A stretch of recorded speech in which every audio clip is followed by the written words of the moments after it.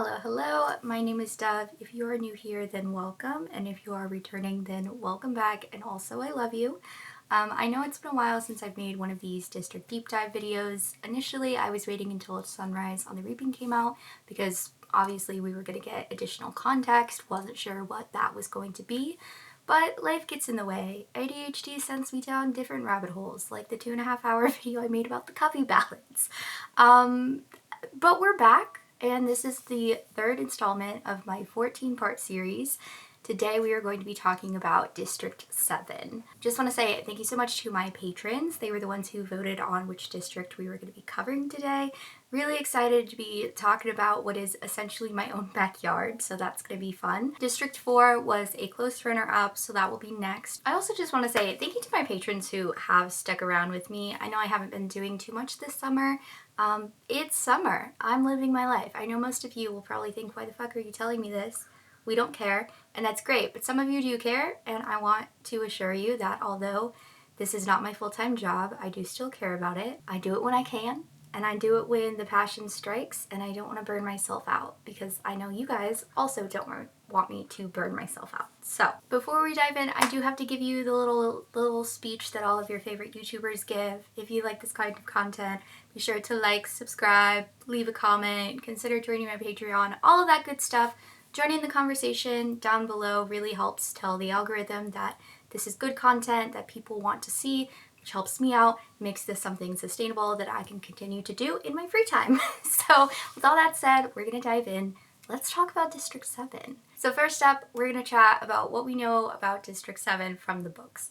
Johanna is mentioned in passing early into the first book, but in context, it's not really about the district so much as Johanna's individual game strategy and how she was able to win. But our first real introduction to the people and culture of District 7 happens in Catching Fire. Johanna Mason from District 7. Lumber and paper, thus tree.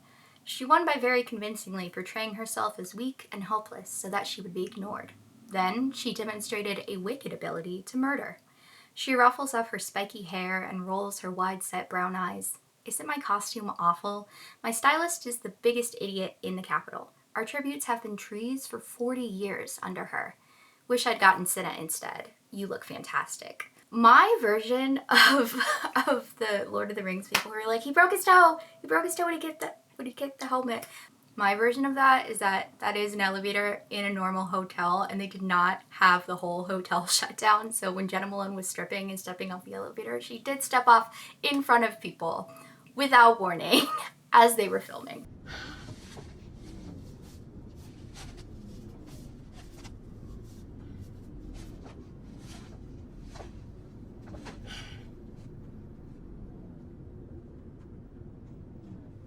Thanks. Let's do it again sometime. Thank you. But Katniss's first face-to-face interaction with Johanna is commenting on appearances. And I feel like this is a good moment to remind everyone that one of the primary themes throughout the series is about the value of art and its inseparable connections to the politics of perception. Without a narrative or a figurehead or a symbol, without well-crafted art and storytelling that moves you, there is no revolution. So literally, the first interaction we have with Johanna, she is pointing out that she is already at a disadvantage because of the lack of care that is going into portraying her image. You guys look amazing. Thank you. My stylist is such an idiot. District 7, lumber, trees. Oh, I'd love to put my axe in her face. Whether intentionally or unintentionally, District 7 stylist's lack of creativity and vision suppresses Johanna's potential to step into that role. Not that there weren't other barriers preventing her from doing that, but it reinforces the idea that things are just how they are, and the citizens of Panem can't do anything to change it. I mean, shit, even our costumes, our shitty, awful costumes are the same every year. What makes us think that we could change the whole country? All right, it's really early into this video, but I gotta talk about that stupid map, this stupid canon map. I need to make like a silly soundbite or something for this section because it's one that's included in like every single version of these videos because I hate this freaking map. District 7's primary industry is lumber. Lumber as in trees, as in forests. And this stupid map put District 7 in an area that is quite famously pretty barren and treeless. Here is a map of North American ecosystems. And as you can see, there's like this huge swath of desert. And here's that map, the stupid Canon map situated over this one to scale. It's dumb. It's dumb. It's really dumb. I'm sorry. That said, I can forgive this to an extent because while lumber is District 7's primary industry, that doesn't mean that it's the only industry that they contribute to in a meaningful way.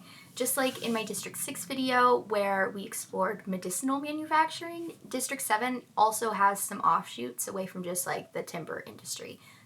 It's going to have its whole section. We're going to get to that later. I just needed to introduce the concept now. So I already mentioned it, but the last video that I posted here is the first in a separate series where I'm going to talk about names within the world, because Suzanne Collins is very purposeful with her names and the ones that she chooses. I'm going to quote myself. This is my zine, Space, Place, and Identity, a geographical analysis of the Hunger Games. If you want this, it is in my Etsy. Link is in bio. Not bio. That wrong site. It's actually just in the description because YouTube lets me link things. In a section about names. In Panem, place is so integral to personal identity that even people's names often give us information about who they are, where they come from, their class status, and the type of work that they do. This shouldn't be surprising given the fact that for the majority of human history, that's what names were meant to do, help differentiate between identities of similar space and place. Surnames gave clarifying information like profession, such as carpenter, shepherd, weaver, potter, smith, or family lineage, which is where you get all of the son suffixes, so like Jameson, Matthewson, I don't know, Johnson, all of those names. Throughout the districts where industry dictates most aspects of a person's life, names are a pretty reliable indicator of birthplace. Place-tied identities hold so much power within Panem that even names reinforce the existing structures. So I know I said I'm going to make a whole separate series, but for this video we do actually need to talk about the names that we know of in District 7, because we really don't have all that much else to go off of outside of Johanna, but the names gave me a lot of information that I think is relevant to the rest of this video, separate from names as a concept. In release order from the books, we have no one from the first Hunger Games except the aforementioned passing reference to Johanna. Katniss does not know anybody's names in the first book. Our girl was not paying attention. She had bigger fish to fry. In Catching Fire, again, we meet Johanna, but she has her own section later, so we're going to brush past her. Also in Catching Fire, we learn about her district partner, Blight, who died hitting the force field as they tried to escape the blood rain section. The same thing that happened to Peeta, but without Finnick there to do some CPR. Also, frankly, I don't think CPR would have even been possible in the blood rain. I think Blight was a goner from the start. We just staggered around, trying to get out of it. That's when Blight hit the force field. I'm sorry, Johanna, says Finnick. It takes me a moment to place Blight. I think he was Johanna's male counterpart from District 7, but I hardly remember seeing him. Come to think of it, I don't even think he showed up for training. Yeah, well, he wasn't much, but he was from home, she says. And he left me alone with these two. Cat Cam, say hi. You're so sweet. So I'm just going to be real here. Blight is a terrible name. You know what blight is? It's a plant disease. It's a plant disease where they stop producing enough chlorophyll to sustain the plant tissues, so then they turn brown and they die. Blight is literally part of what caused the potato famine. I say part of it because the other part is the British Empire, but that's for a different day. Specifically, I want to talk about the famine, about the fact that there never really was one. There was no famine. Chestnut blight has almost completely eradicated American chestnuts in North America. Don't even get me started on chestnuts. I'm a big chestnut fan, and every year in late fall/winter, I have a couple spots, secret spots in Portland.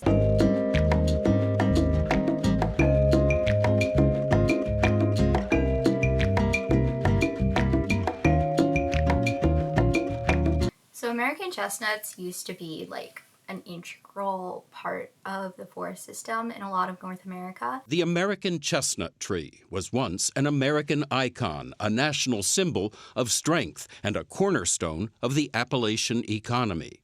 But today, it is functionally extinct.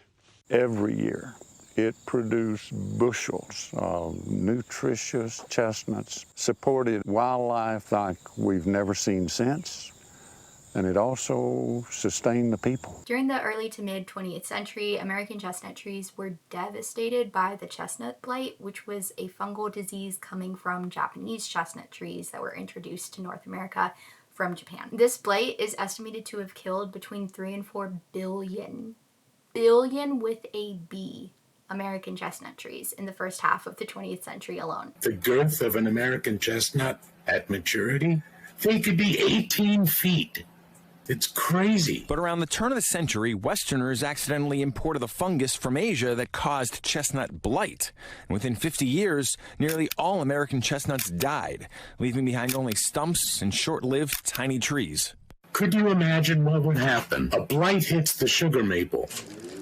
In 15 years, they're all gone. Look at the culture that disappeared. Every fall going out and tapping the maple trees. That happened to a wide stretch of this country when the chestnut disappeared. And there are actually groups that, as of today, are attempting to create blight-resistant variations. Researchers at the American Chestnut Foundation are breeding the American chestnut with the Chinese chestnut, which is resistant to the blight. Sometimes they don't work. After the trees are bred, their burrs, which house the nuts, are harvested. But in there is a pollinated burr. Yep. A chestnut burr. Exactly. Inside each one of these burrs are 2 or 3 chestnuts. They will be planted, and this is just one step in a long, complicated process that they hope will eventually lead to a blight-resistant American chestnut tree. Then the viable nuts will be planted and injected with the blight to see which ones survive. The young trees that do well will be bred again. Not having the American chestnut sucks for all of the reasons that you would imagine that it does, but on top of that, it was also a really important food source for a lot of wildlife as the months got colder, particularly a couple of species that are now extinct for a variety of reasons, but this certainly didn't help, including the passenger pigeon and the Allegheny wood rat. Did you hear that? Did you hear me say Allegheny? Guys, I learned. It only took like 300 comments, but I learned. Also, quick sidebar here. Okay, I know I pronounced it wrong in my District 6 video, but you know, my friend Sadie Rose always talks about this, and I think it's 100% true. Nothing helps your video blow up like mispronouncing something. Tell me why it is so important to save the American chestnut tree. Well, it was a way of life in the Appalachians and the eastern U.S. forests. The mighty American chestnut also bears rot-resistant timber, which provided homes and industry to the nation's heartland, and with it, hope for those who had little. Those people were poor. In the fall of the year, they would gather chestnuts by the sacks full, carry them down to the country store and swap them for shoes for the kids. And there were train loads of chestnuts going to all the major cities, and people bought them and roasted them on the street.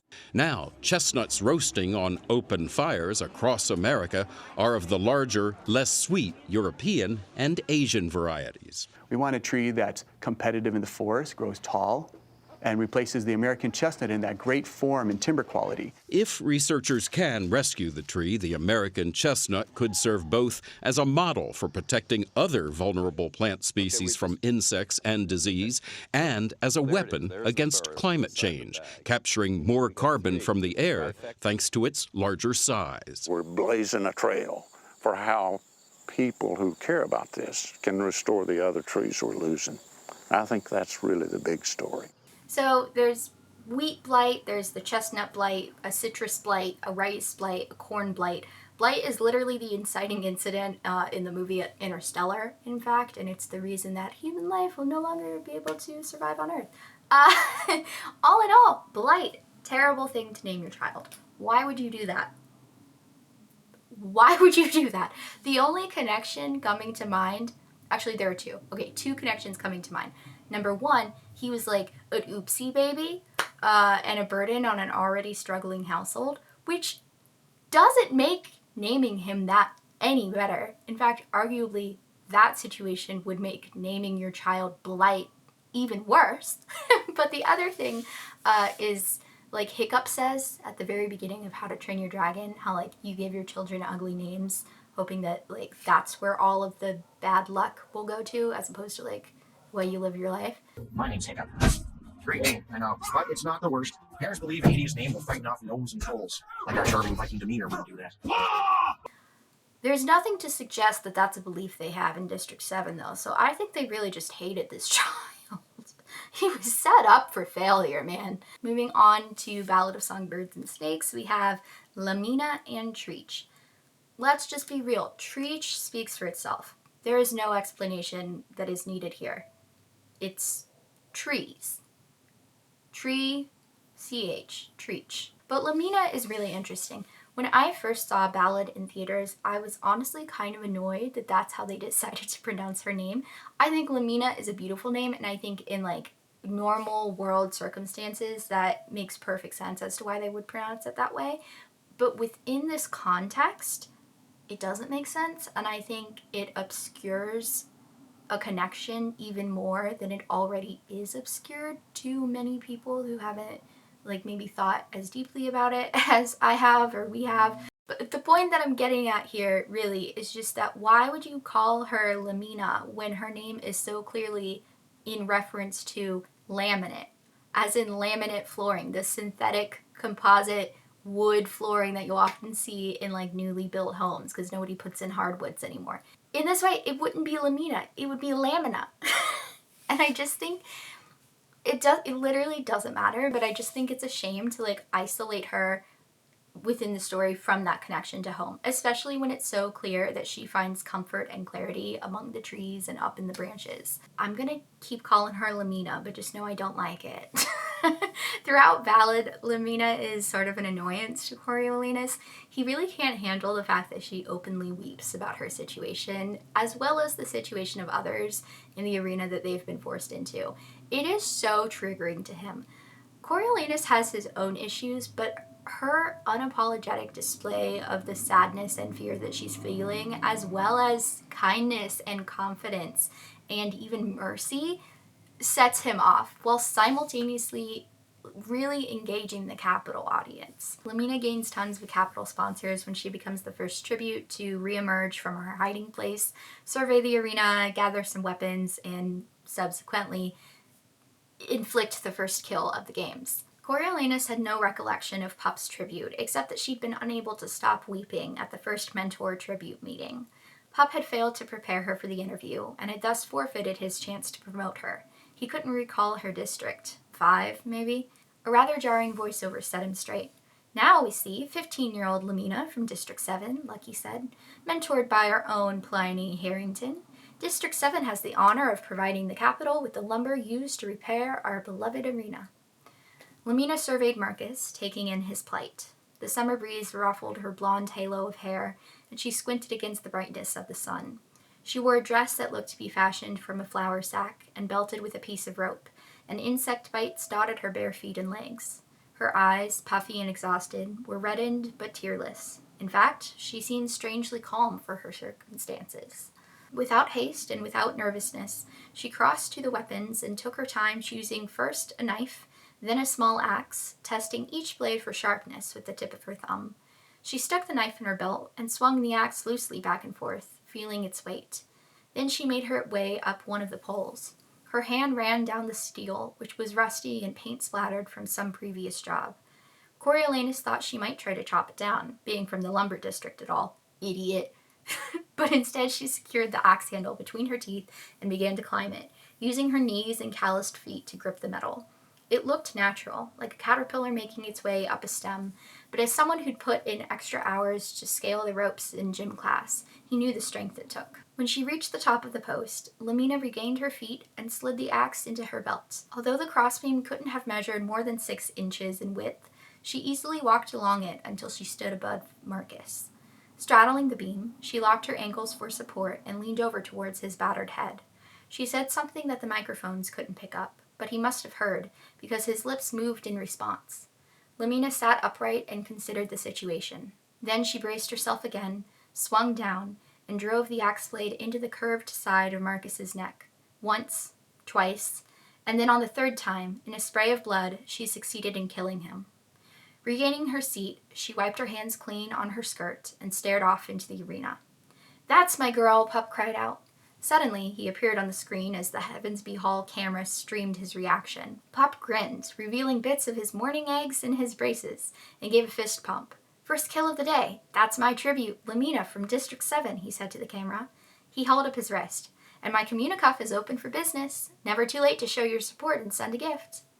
The phone number flashed on the screen again, and Coriolanus could hear a few faint pings coming from Pup's communicuff as Lamina received some sponsor gifts. But moving on to Sunrise on the Reaping, it gives us the most content and context-heavy information about the cultural values of District 7 than any of the other books. Not only are there twice as many tribute names to analyze, Hamish also forms a particular camaraderie with one of the girls, Rengina, who acts as a sort of spokesperson of the group. We join a group with the tributes from 7, clad in russet brown. Everybody sizes one another up, while a capital woman, Hercilia, instructs us in knife throwing. Ampert said 7 had already agreed to join his alliance, and they make a favorable impression. They seem confident, but not full of themselves. One of them, a slim girl with a lot of glossy black braids and a small carved pin of a tree on her shirt, tells me her name, Rengina, so I tell her mine. The specific use of russet brown reminds me so much of ponderosa pine and cedar. I can literally smell that color. If you really stick your nose into the bark of either of those trees, or even better, some fresh cut lumber from them, it often smells something like butterscotchy or vanilla-y. It's delicious and delightful. The kinship that's built between Rengina and Hamish during training surpasses the forced rivalry between the districts, and Hamish notes that they have so much more in common than the capital wants them to believe. The throwing unwinds me a bit, since all my associations are good ones, hanging out with my friends in the woods and messing around. When Rengina hits a bullseye, I forget where I am and I give her "nice shot." And the other female tribute from District 7 is Autumn. Once again, pretty self-explanatory, don't feel like I need to go into it. So one of the boys is named Bircher. The obvious connection here is birch trees, which are known for their papery white bark and often brilliant color in the fall. Maybe this is a deep cut, but do you guys remember when the iPod Touch was still pretty new and they didn't have a camera and they only had 4 or 8 or maybe 16 if you were rich gigabytes of storage, and they had 12 different default wallpapers that you could choose from?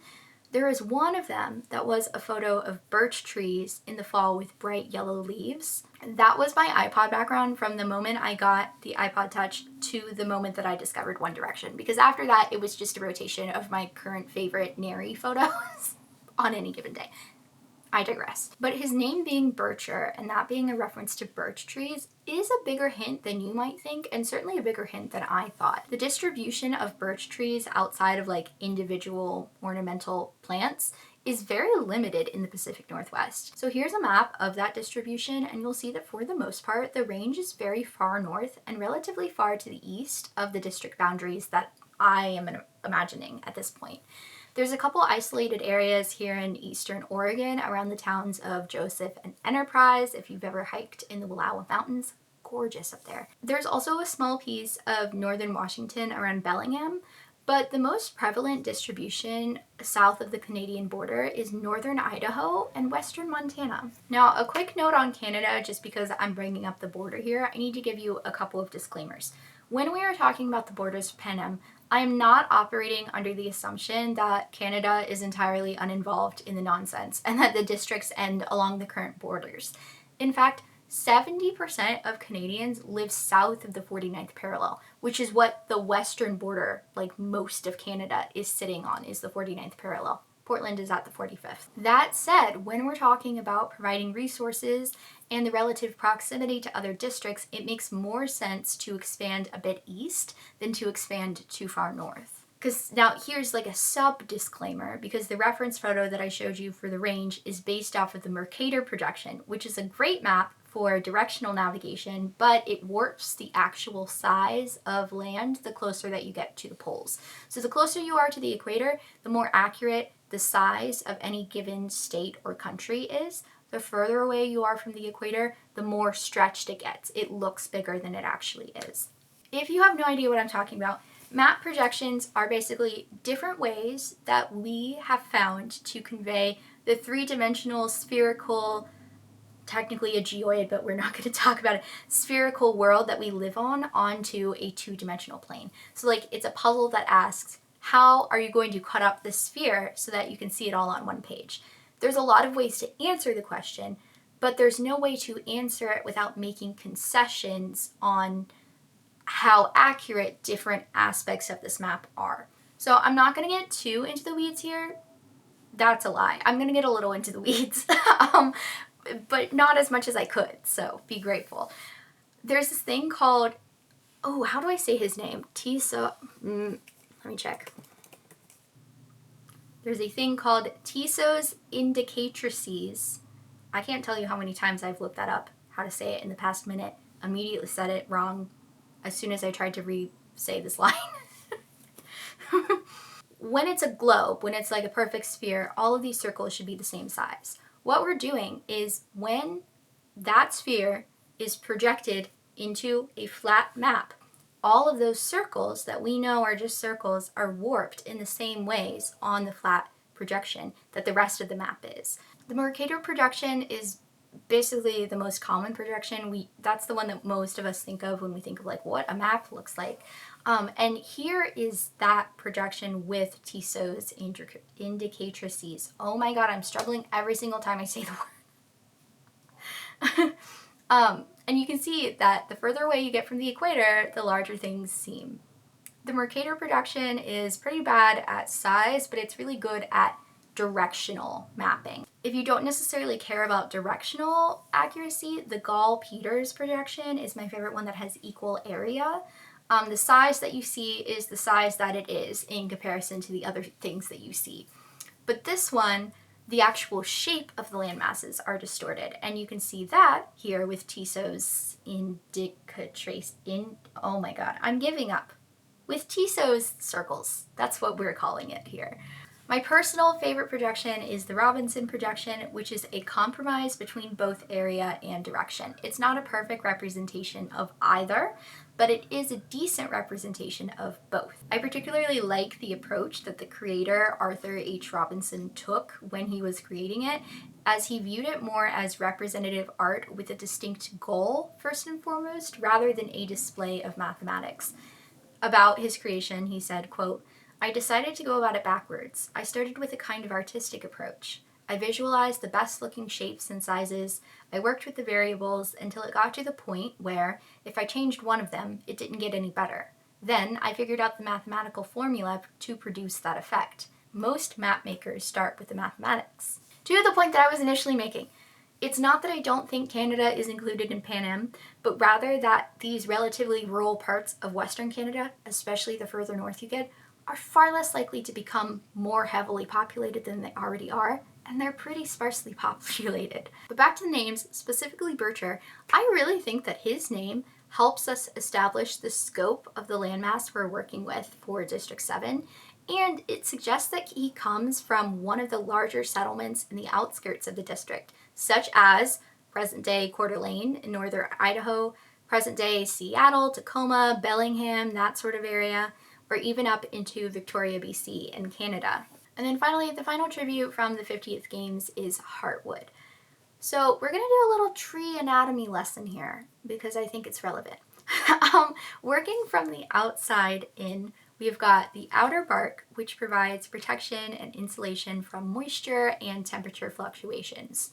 Weather, basically. After the outer bark, we have the inner bark called the phloem.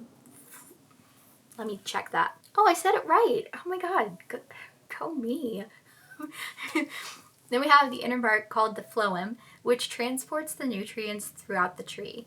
The tissue doesn't live very long before then becoming the outer bark. After the phloem, there is the cambium cell layer, which is the part of the trunk that actually grows and makes the trunk bigger and taller as it ages. It produces new bark and new wood in response to the hormones that are passed down through the phloem, along with the nutrients that come from photosynthesis. These hormones are called auxins and are produced by the leaf buds that grow in spring. Oh my god, guys, the trees are doing hormones. The trees went woke. I support my trans tree son. I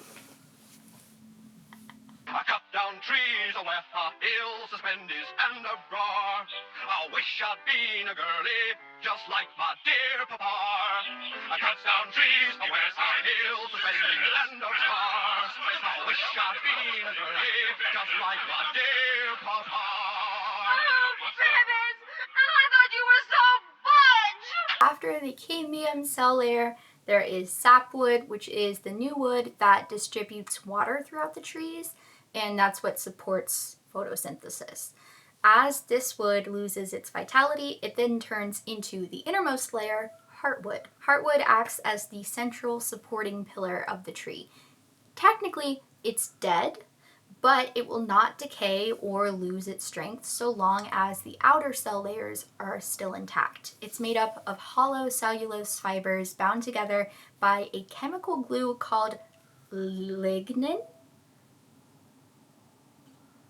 Maybe I said that wrong. I don't know. I've looked up like 15 words in the past 20 minutes. I think I'm going to skip this one. Anyways, it makes it as strong as steel. Like literally a piece of 1x2 heartwood that is 12 inches long can vertically support the weight of 20 tons. That's over 44,000 pounds or 20,000 kilograms. But within the context of the Hunger Games and Panem and the story as a whole, the name Heartwood implies a deeper meaning beyond the superficial connection of District 7 equals lumber equals trees. Heartwood is a name that conveys not just resilience and stability in an individual, but also the incalculable strength that can be achieved so long as we work together to protect a common goal. So long as that heartwood is supported by the outer layers, it will continue to be as strong as it always was. One more quick note before we close out the name section. I do want to add in a footnote to my District 6 video because I don't know where else to put this, but I made it before Sunrise on the Reaping came out, which was back when Titus was the only named character that we had from District 6. Since then, we've been given 4 additional tribute names, which were Miles, Welly, Atred, and Velo. Miles, again, self-explanatory. Also, a name that we're already familiar with. Welly, I think, probably derived from wheel wells. A tread is most likely a combination of the verb tread, as in to step or walk, as well as the noun tread, which is a part of a tire or shoe that makes contact with the ground, both of which implying transportation. The most literal act of transport in either form. And then finally we have velo. Velo was interesting because there's so much to point to.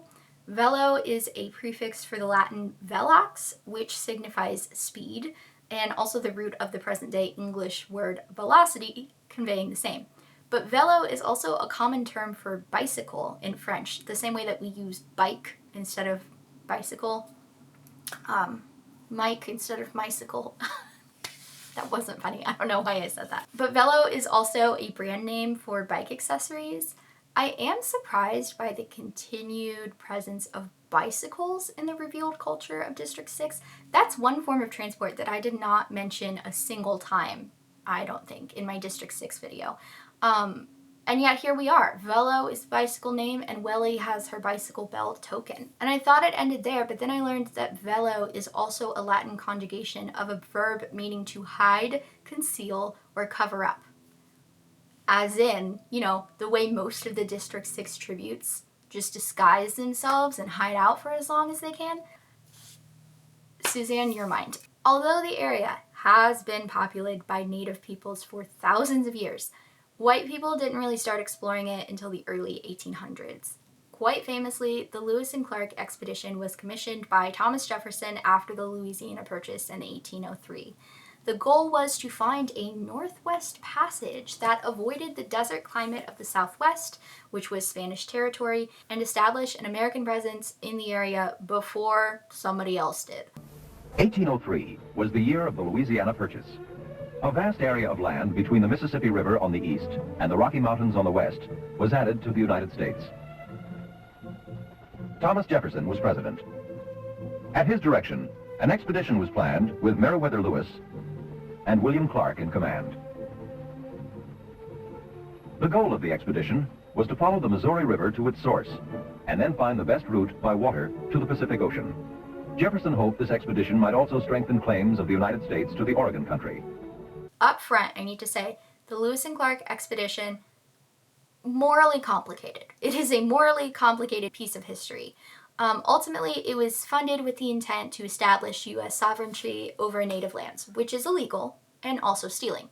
Like, colonialism fucked up. Like, I'm not going to defend that, okay? At the same time, the expedition made notable contributions to recorded science, okay? I'm not going to say science in general because obviously native peoples know what the fuck they're talking about and have forever, and we just didn't listen.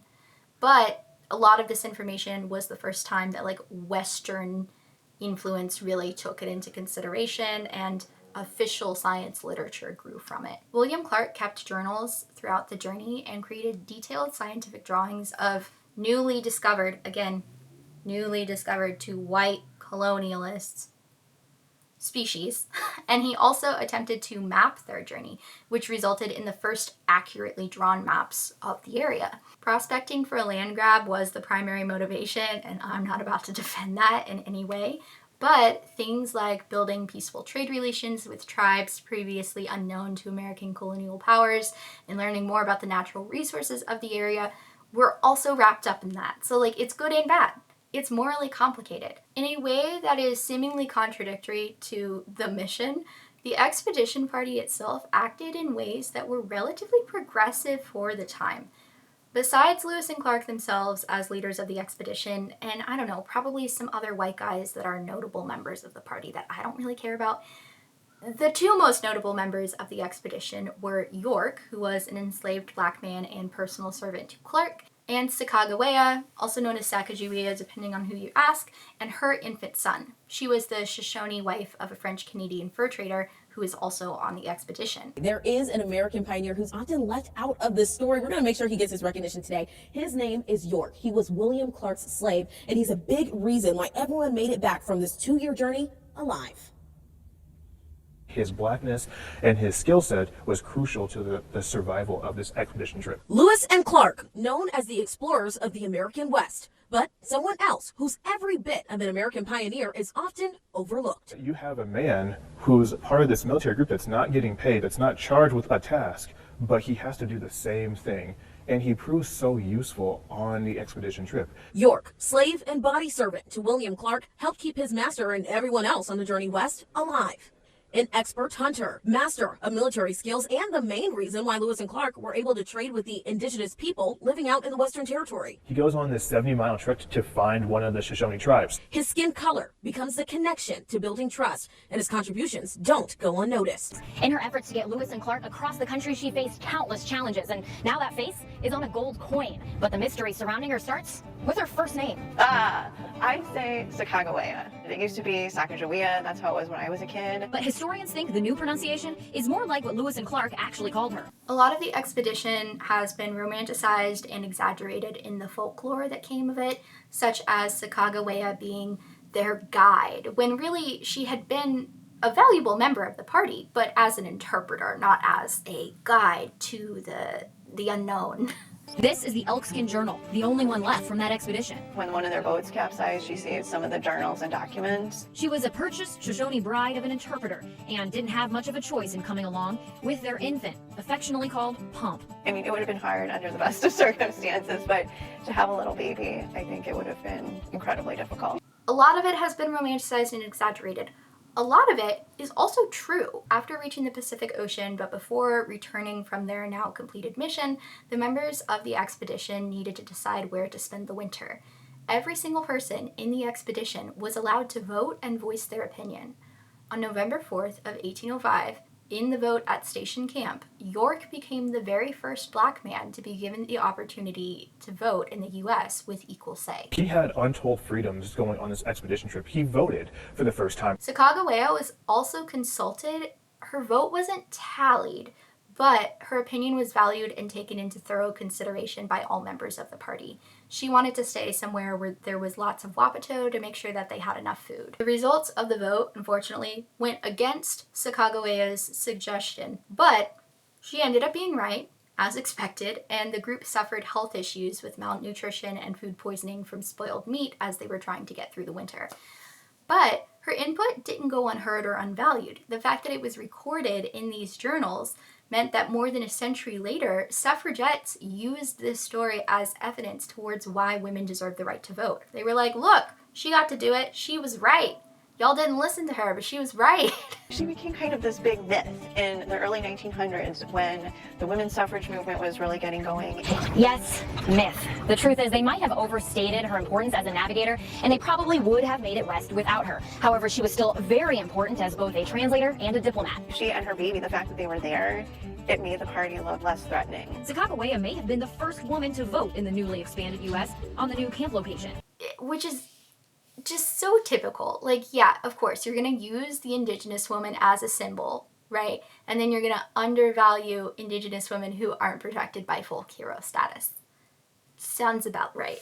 The expedition ends. What happens to York after that? There's this misconception that York receives his freedom once they get back. He does not. Everyone else on an expedition trip gets wealth, land, praise. But for York, it's back to the dark reality of American slavery as Clark forces him to stay in St. Louis. The good bits do not in any way excuse the racism, misogyny, violence, and systemic oppression perpetrated by and for the expedition. But I think it's important to acknowledge the moments of progress where you can find them, because history is a reflection of our present. Look at the progress we've already made and imagine what more we can do to be better. The Lewis and Clark expedition began in May of 1804 and concluded September of 1806. And in the years later, we have the emergence of the infamous Oregon Trail.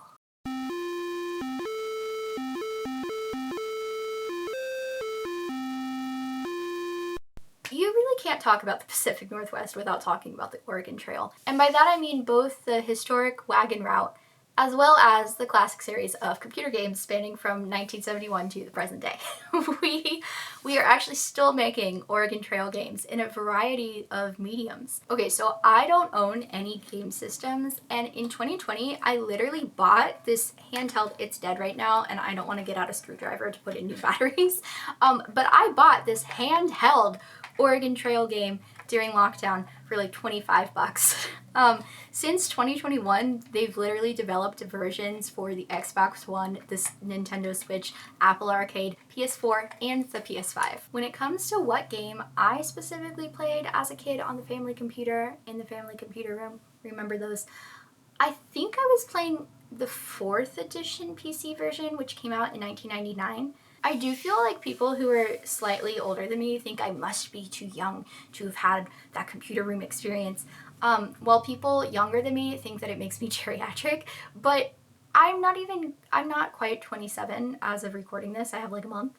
And even though tech development was happening at an insane pace between 1995 and 2015, does not mean that the average household could afford to keep pace with that technology. In middle school, I was literally double fisting my like Verizon, LG, Cosmos slide keyboard, not a touchscreen, it just had a slide keyboard, phone, and then a used iPod Touch on which I downloaded a flashlight app that was functionally just like a pure white screen that cast a faint glow because there weren't cameras or built-in flashlights on the iPod Touch in 2010.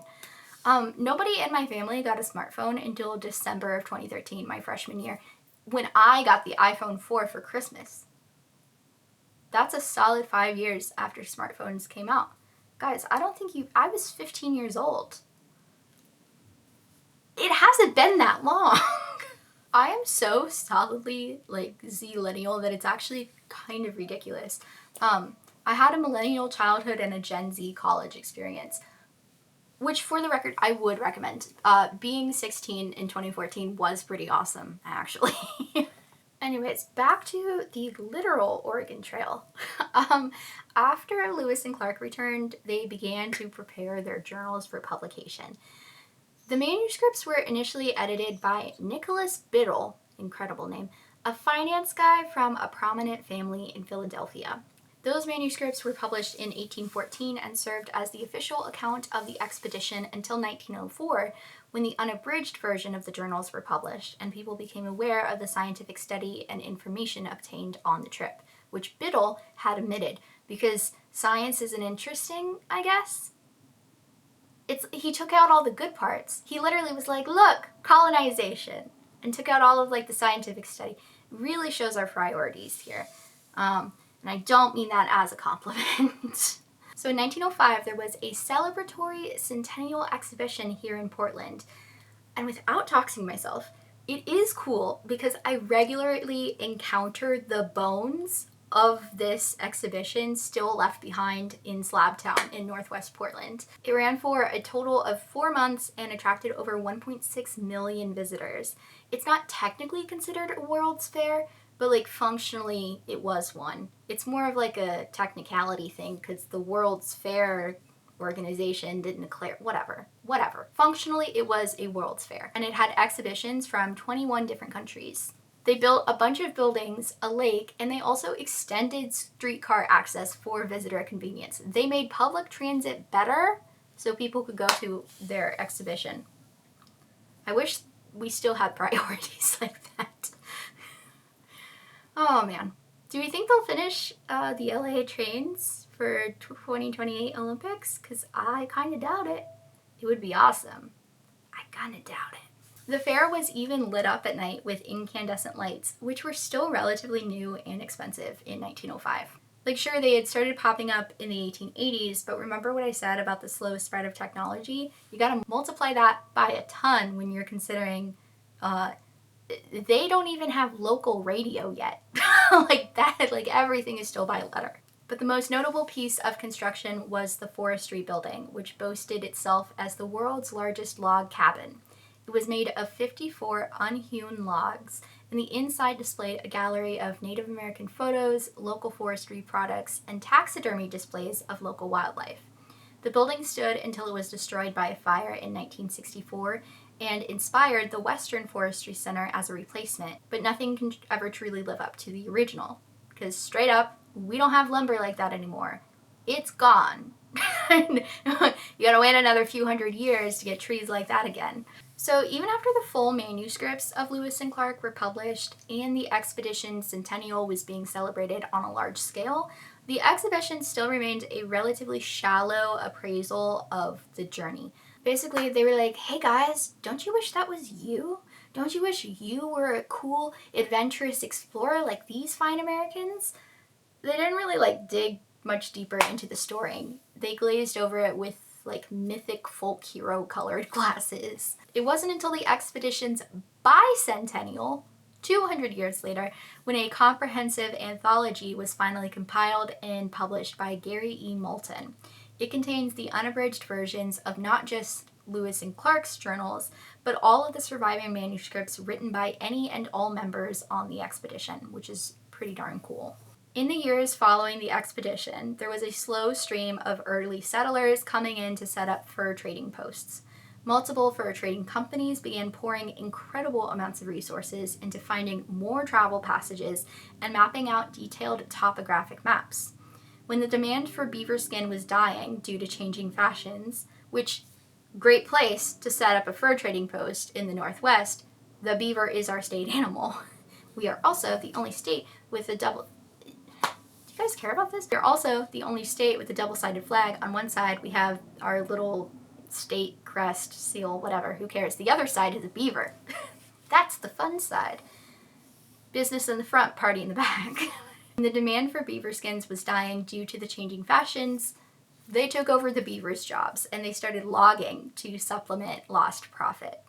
Settlers began to trickle in throughout the 1820s and 1830s as more overland routes were established. By the 1840s, there were thousands of American settlers journeying westward with their families, quickly outnumbering British settlers. In 1846, the Oregon Treaty, ending the Oregon boundary dispute, was signed with Britain, and the new Canada and United States border was established at the 49th parallel to the Pacific coast. In what would come to be known the Great Migration of 1843, a wagon train of about 700 to 1,000, that's a pretty big guesstimate, but that's what I've been given.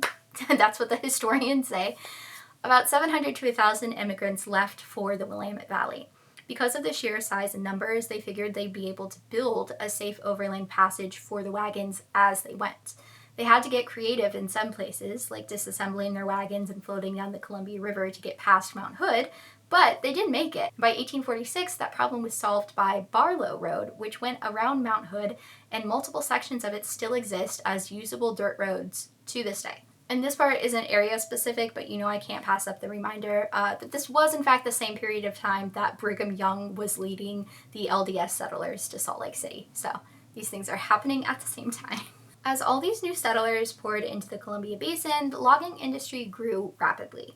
By 1850, there were 37 sawmills in the Northwest, most of them near the mouths of the Columbia and Willamette rivers, that's where I am. I'm right here.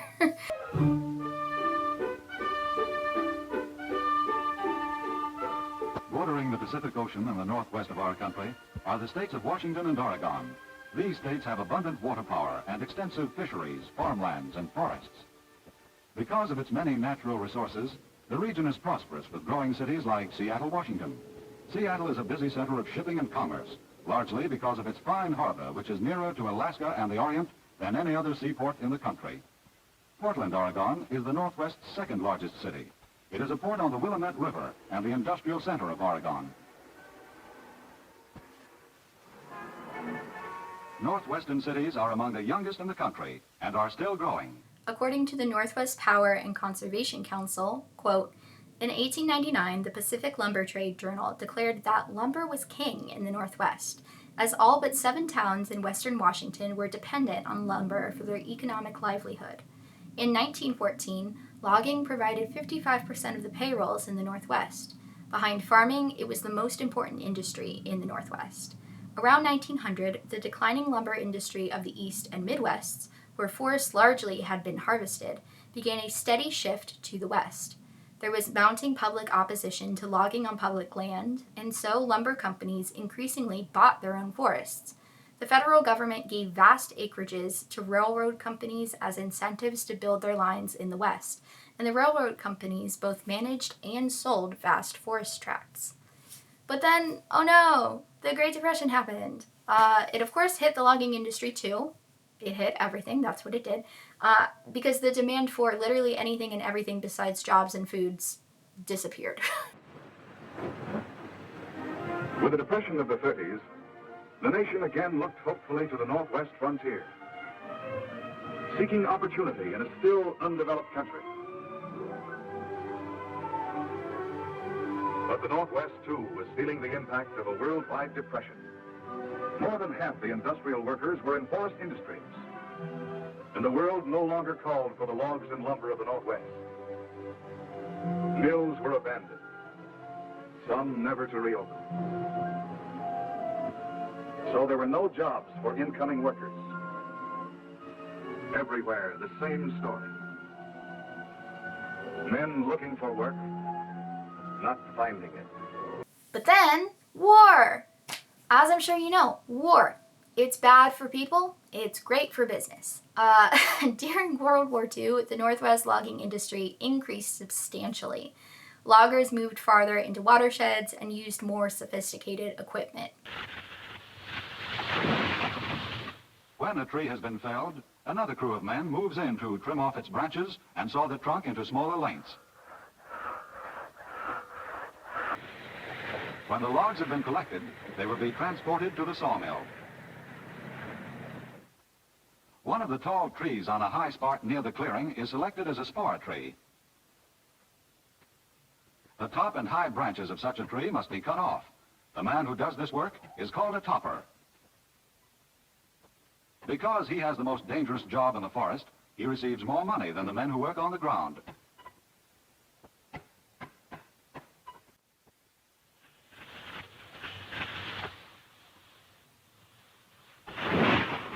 Riding a swaying tree is as dangerous as it looks. Giant logs can be loaded onto trucks more quickly with the aid of spar trees than by manpower alone. Once the topped spar tree has been rigged with steel cables and blocks, it becomes a derrick.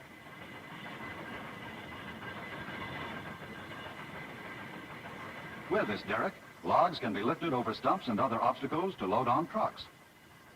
The power for the wooden derrick comes from portable gas or diesel engines.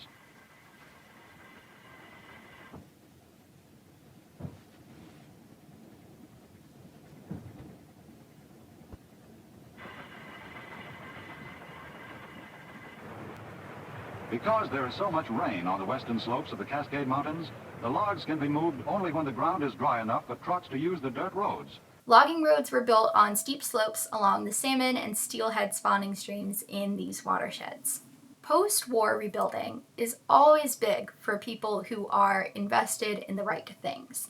In fact, this is a major point of contention for Coriolanus in Ballad and serves as the backdrop for his predicament and the stage on which his relationships are performed. While the Snows were incredibly rich, their money was tied up in District 13's nuclear powers. While his classmates monetarily benefit from the rebuilding efforts in the decades after the war, Snow's family doesn't, because District 13 is no longer part of Panem. They're not invested in the right slice of industry. He resents Sejanus for his family gains building up a new military, while the Snows suffer the losses of a military now snuffed out. Ballad also specifically talks about the lumber industry's rebound, as well as the family who is reaping those benefits. While talking about Lamina in the quote I said earlier, Lucky remarks on screen that District 7 has the honor of providing the capital with the lumber used to repair our beloved arena. What an honor. And we know exactly whose wealth is being rebuilt from that honor. Festus Creed raised his hand. Bigger and burlier than most his age, he'd been one of Coriolanus's inner circle since birth. His family was old capital money. Their fortune, largely in District 7 timber, had taken a hit during the war, but had rebounded nicely during the Reconstruction. Wes and Dean begin their trip by a visit to one of the small communities in the woods where the lumbermen and their families live.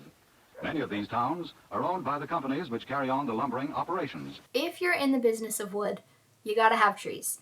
And when you're in the business of cutting down trees, you gotta make sure you're not gonna run out of trees to cut down. The nature of the work implies that while District 7 may have a few larger settlements for processing product, sourcing it requires a variety of smaller settlements throughout the district, each equipped to process logs just to the point of readiness for transport. You can't just show up with a chainsaw and an empty truck bed, right? Like there's a process you gotta go through to remove all of the limbs and whatnot. But of all the natural resources in the Northwest, none is more valuable than the tremendous forests of evergreen trees which provide almost half of the lumber in the United States. Trees grow best where there is rain. Winds from the Pacific bring heavy rainfall to the western slopes of the Cascade Mountain Range. As a result, the land is heavily forested.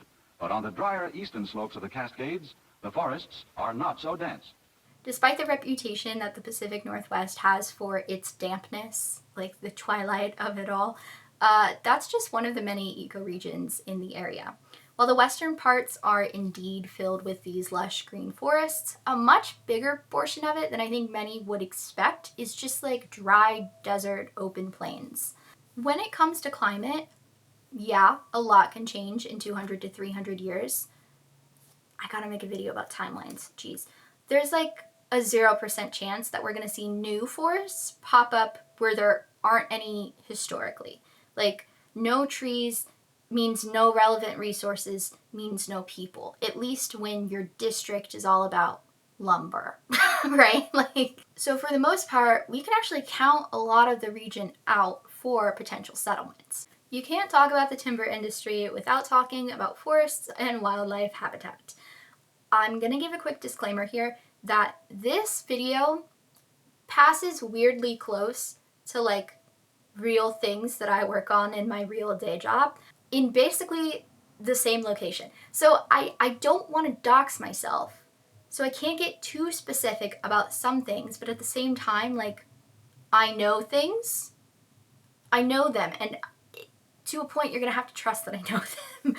I do provide all of my sources, yes, but like part of this is coming from personal knowledge as well. As we were learning about how best to support salmon in the 80s and 90s, there was also tensions rising between logging companies and environmentalists who were advocating for endangered land species. The particular focus of this conflict was on the spotted owl, but the fight was about something a lot bigger. The bird was just the symbol, standing on the precipice of a much larger socio-economic issue. Does this sound like anybody else we know, maybe?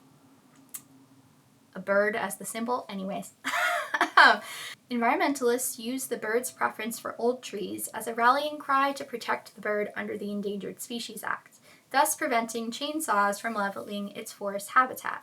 It was a tactical move that used the power of the TV news media to introduce the public to the beauty of these majestic trees, the size of which most of the world had never seen. But the move also triggered an intense conflict that reshaped the social, environmental, and economic fabric of the Northwest for a generation. And there it is, right? The spotted owl served as the main character of a story that they were trying to tell, one so compelling that they hoped to get more people on their side. Again, I say, all movements are storytelling. All movements have propaganda, whether it's the good side or the bad side. They are putting out propaganda to get people invested in their cause. In the 1970s, Eric Forsman pioneered their study and learned that the spotted owl survived deep in the old-growth forests. The same forest being logged fueled the region's timber economy. In the 1980s, it became clear that the last patches of old-growth forests on public lands were shrinking. Timber interests pushed to keep cutting, but a growing environmental movement rallied to block them. Many of the towering giants of the Northwest at the center of the timber wars were old enough to be hundreds of years old at the time of the American Revolution. As lumber, these megatrees were worth a pretty penny. Cutting them down and running them through the mill paid handsomely, and when environmentalists sought to protect the trees, they were mounting a direct assault on a way of life in communities where timber was king. The economic and human toll was devastating, and many towns never recovered from the loss of timber jobs. The spotted owl became the controversial symbol at the center of a political and economic conflict. To list the owl would be poor science, and it certainly would mean economic disaster. We feel it would mean betrayal by our own government.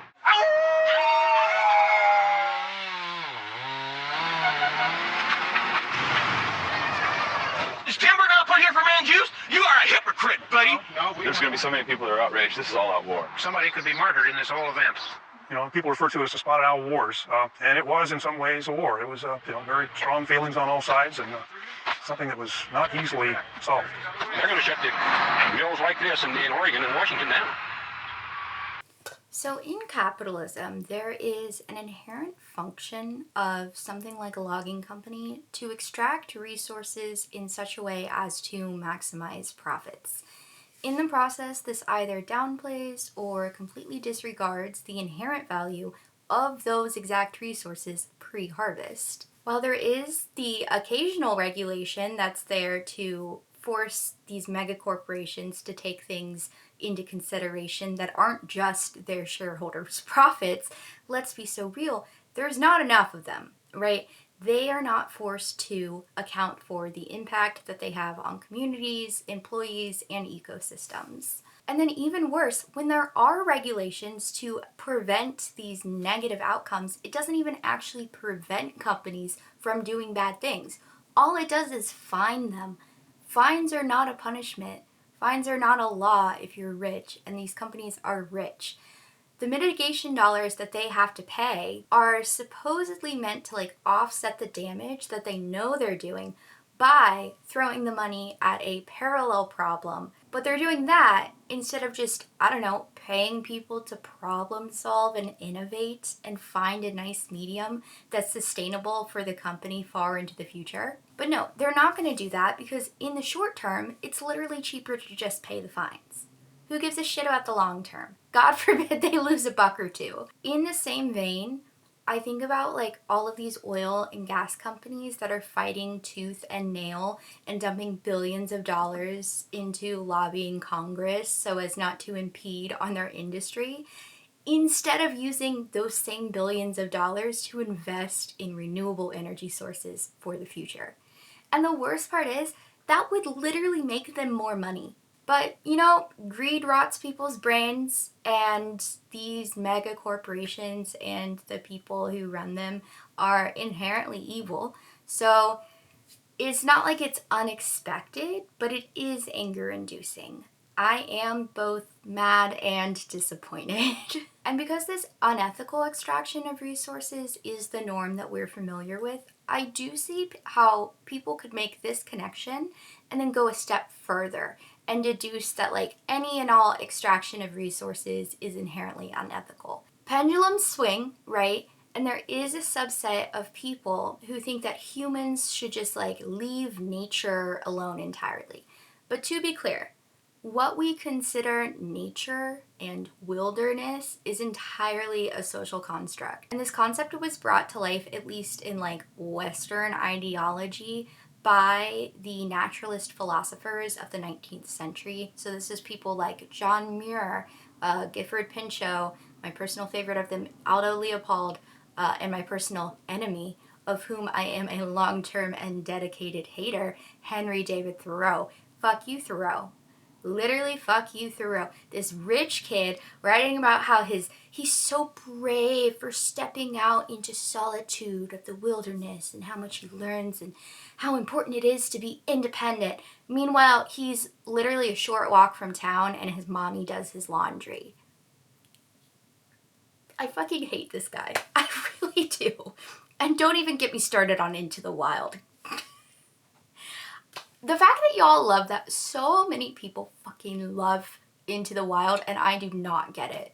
There is nothing charming about a rich kid being wholly unprepared and going off into the wilderness and then meeting natural consequences. That's not a story that's inspiring. That's a story that was entirely preventable. Like, that's not the point of this. While we do have these philosophies to thank for the incredible park system and access to public lands that we have in the US, and I am not discounting the value of that, to be clear. We have a globally impactful park system. Seriously. But this idea of like untouched wilderness doesn't exist. And frankly, in many cases, if it did, the world would be worse for it. Like, take forest management practices right here in the Pacific Northwest as an example. We've been taught that thick, mossy forests have always blanketed the Northwest, that our natural state is one of verdant green. The idea goes that if we want to protect species like spotted owl, we need to keep forests like these unchanged at all costs. But what if that's wrong? What if regular fire and patchwork forests are the natural state of things, at least in many areas? We didn't want fires destroying our beautiful and beloved forests, so we decided that we should intervene and suppress all fire activity in order to preserve them. But what actually happened as a result of long-term fire suppression is that our forests are now more vulnerable to wildfires than ever before. Because not only does decades, frankly, over a century of underbrush overgrowth mean that there's tons of readily available kindling for fires to devour and grow and spread rapidly, it's also compounded by the hotter, drier climates that is the effect of climate change. So that's fun. Fire on the landscape gets really interesting when it begins to interact with what we consider fire's opposite, water. Areas like this meadows area are highly sub-irrigated, so there's water very close to the surface and in the landscapes being dewatered as the forest grows up. Encroaching trees act like giant wooden straws that dry up the meadows, so regular patchy fires help meadows stay wet. Fire also stimulates the growth of shrubs, turning wetland meadows like this one with its beaver pond into 4-star dining rooms for all sorts of creatures. Fire doesn't just stop these meadow buffets from going dry. Seemingly against all logic, wildfire can make whole river systems flow stronger and cooler. And then, of course, to add insult to injury, the worst part is literally none of this had to happen if we had just, I don't know, listened to the indigenous people that have stewarded the land for thousands of years, who already knew that that's exactly what would happen and had warned people about it and tried to intervene. Yeah. The tribes have the perspective that fire's medicine. Bill Tripp is one of the tribal members in charge of reintroducing fire to the land. Fire plays a lot of roles around the survival of salmon and how that's ingrained in ceremony. Historically, those burns were an annual occurrence. They were essentially outlawed in 1911. Like, tribal nations have had it figured out for thousands of years, and then white people got here literally like a couple hundred years ago, and we're like, yeah, I think we know better. A white man.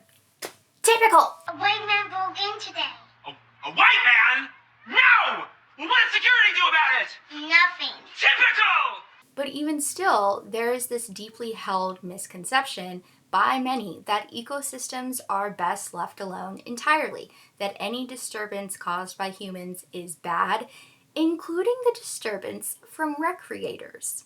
And this is just so incredibly misguided. This is going to be potentially like a jarring and off-putting statement depending on how you take it, but I need you to listen to like what I'm actually saying and not the gut reaction that you might feel from hearing it, okay? But just as humans are not inherently more important than wildlife, wildlife is also not inherently more important than humans. Here are some things that I am not saying when I say that, okay? I am not saying that humans can do whatever they want in the outdoors, and I'm not saying that humans have that like biblical right to dominion over the land or whatever the fuck, and I'm not saying that humans shouldn't worry about their impacts on other species and other ecosystems, and frankly on the entire world, because again, we just covered how fucked up climate change is. But here's what I am saying, okay? Humans have just as much a right to exist in the outdoors and in nature as anyone else. And in fact, there is an obligation for us as humans to put resources into creating infrastructure and policies to do so sustainably, both in industry and in recreation. We have to exist out there. We exist, and therefore we exist in nature. Taking people out of nature isn't the solution. Before Indian people were ever part of the Columbia Basin, there was a great council, and the creator asked all the different animals, what they could do to help this new creature survive, because it would come to this landscape, it wouldn't know how to feed itself, it would need to know sort of the order of how it needed to coexist within the ecosystem. Salmon was the first animal to stand up and offer itself, and what it said was, I offer my body for sustenance for these new people. I'll go to far off places and I'll bring back gifts to the people.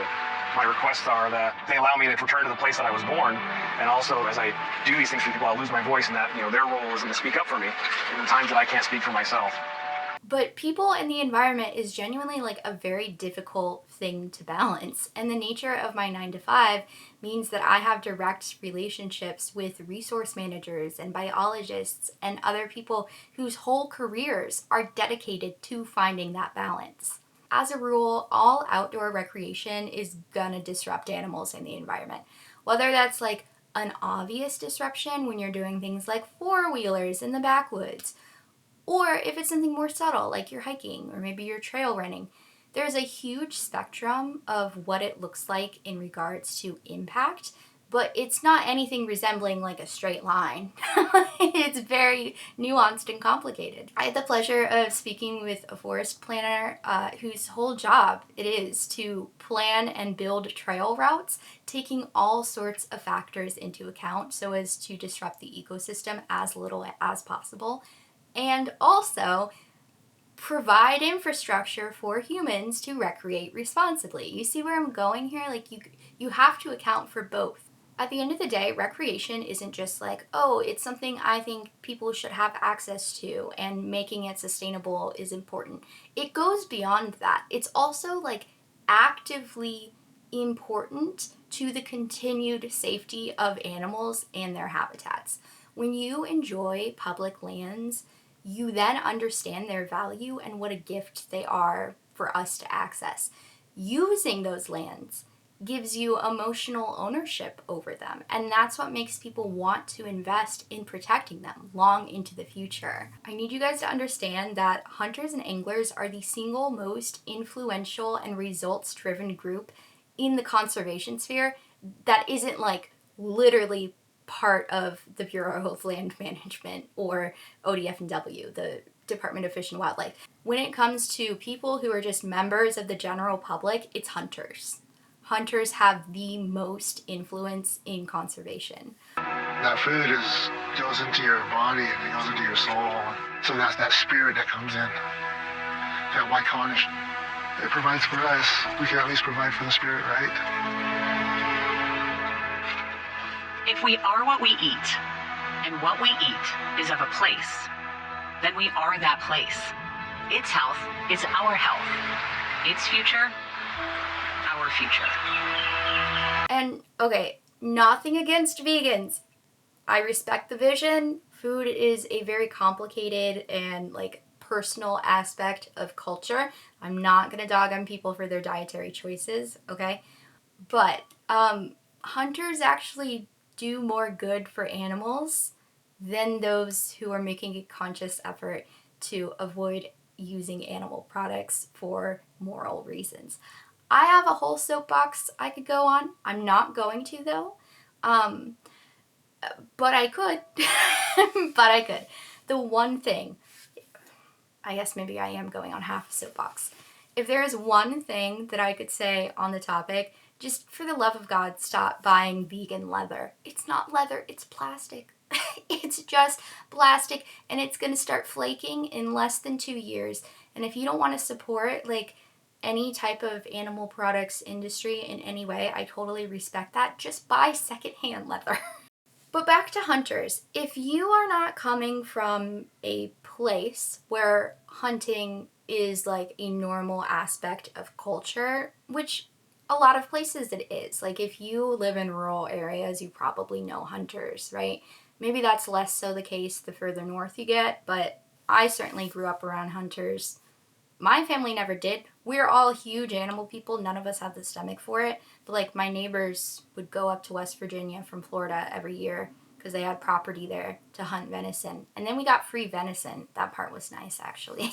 But I think for the average person who hasn't had that type of experience, who doesn't have just like a cultural understanding of hunting as a concept, I feel like those people have this idea that if you're a hunter, you must be like this heartless person who doesn't care about animals if you're willing to hunt them for sport. But it just simply isn't true, and in fact, it's often the opposite. I think for people who don't regularly interact with outdoorsmen very often, it can be really hard to reconcile like some of the stereotypes that might come along with being an outdoorsman and being a hunter. And I totally get that because honestly, sometimes it's hard to reconcile in real life too. Because it's like, okay, I know you as a person and I know the things that you believe in and the things that you care about. And you voted like that? Like it doesn't make sense. I'm not gonna say it does. Okay.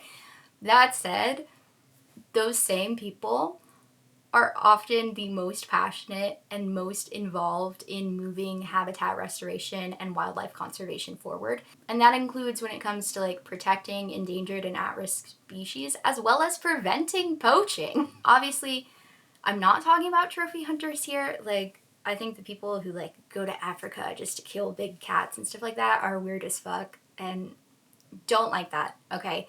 But your average like deer hunter or like game birds like pheasant or turkey or quail or whatever, these animals are getting harvested and they're getting eaten.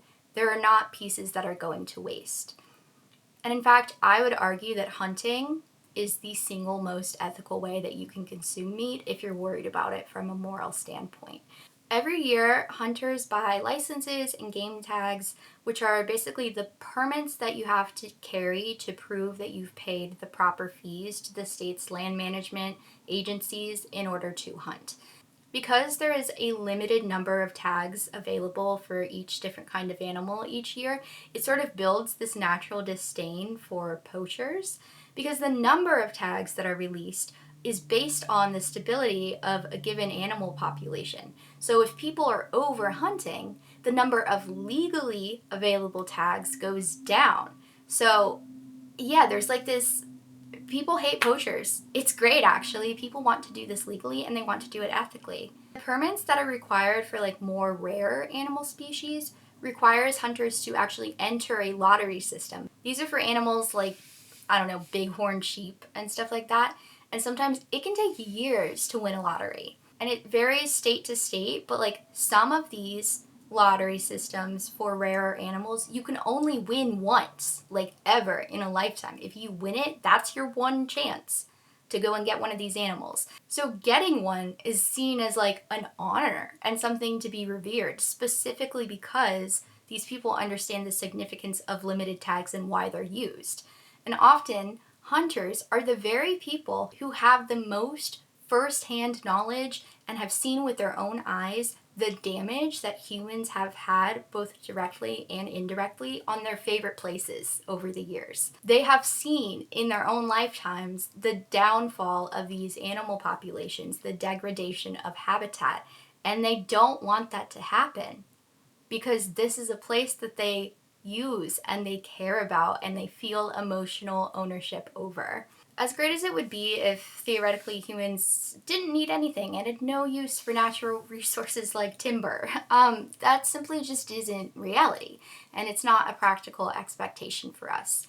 We can have a whole conversation about overconsumption just like on its own because, yeah, we have a terrible problem with overconsumption globally, but especially in the US. But when it comes to like everybody needs it some way, somehow, things like lumber and wood products, that's just like not the sector we need to be targeting for using less. Our goal here needs to be improving sustainability, not entirely eliminating industry. Because also, wood is one of the few resources that we need 100%, there is not another option, that is actually renewable, at least now that we've stopped targeting historic old growth for felling. The goal here is process improvement. The best practice is to mark off the forest into seed blocks. Logging is allowed only in specified areas. Around the logging areas, full-grown trees are left standing so that they will reseed the land where trees have been cut. By doing this, new trees will grow up in the cut-over area, and eventually the land will again become forested. For many years, men did not take care of the forests as they do today. As a result, one of our great natural resources was wasted. Unless the remaining forests are protected and new forests started, the people of the nation will someday not have enough lumber for their needs. At the end of the day, humans aren't separate from nature. We are a part of it, and I think in the process of trying to protect it, we have unintentionally swung that pendulum too far. Nobody can truly protect the things that they love if they've decided that the right way to love it is to lock it away on its own and not interact with it in any way. Did the timber wars ever really end? In many ways, no. The polarized debates over climate change and other so-called culture wars have roots in the angry us or them protests that defined the timber wars. But even in the heat of battle, some Oregonians found a path to compromise. In John Day, an unlikely coalition of environmentalists and timber workers formed the Blue Mountains Forest Partners. The result is a cooperative agreement that allows a local mill to stay open through the sustainable harvest of timber from the surrounding mountains while preserving the habitat for another bird, the woodpecker.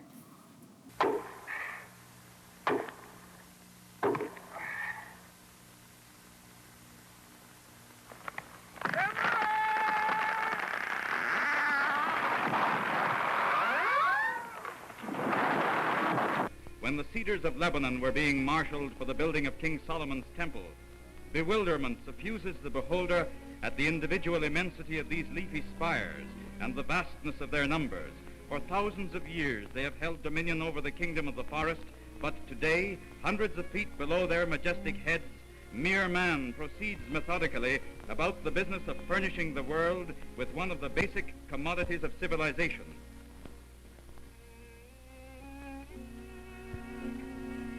All right, we're gonna talk really plainly about wood now. like bare bones. What is wood? What do we use it for? Generally, wood falls into two categories. We got hardwood and softwood. There's a dick joke to be made here, but it's not coming to mind immediately. Hardwood generally includes deciduous varieties of trees. The deciduous classification basically means that like their leaves fall off in winter. And it's not technically it, but like it's the general idea.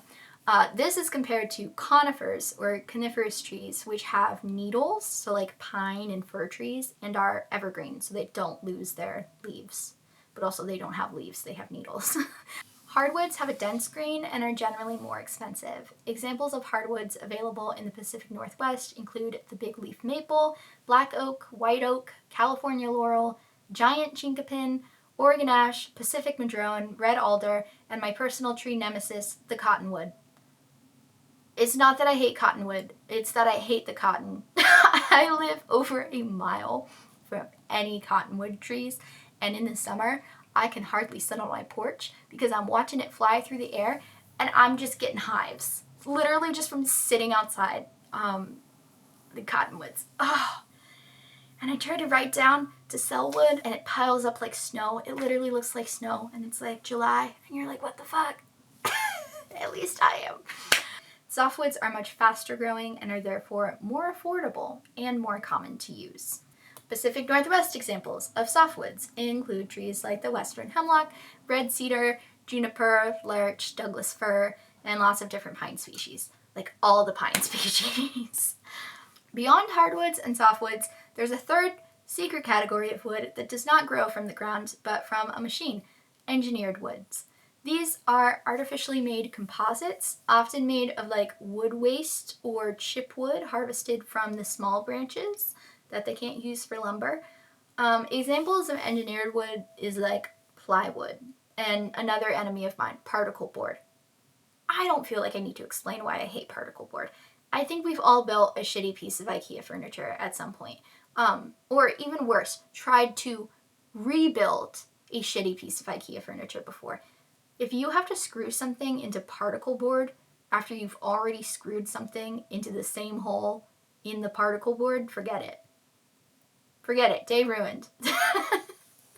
Such a pain in the ass. But what is all this wood being used for in Panem? Probably the same thing it's being used for now. Post-war reconstruction, yes, as well as new construction, furniture building, and paper making. Sidebar and personal fun fact, I did the science fair every single year from 4th to 9th grade, not of my own volition. It was a requirement.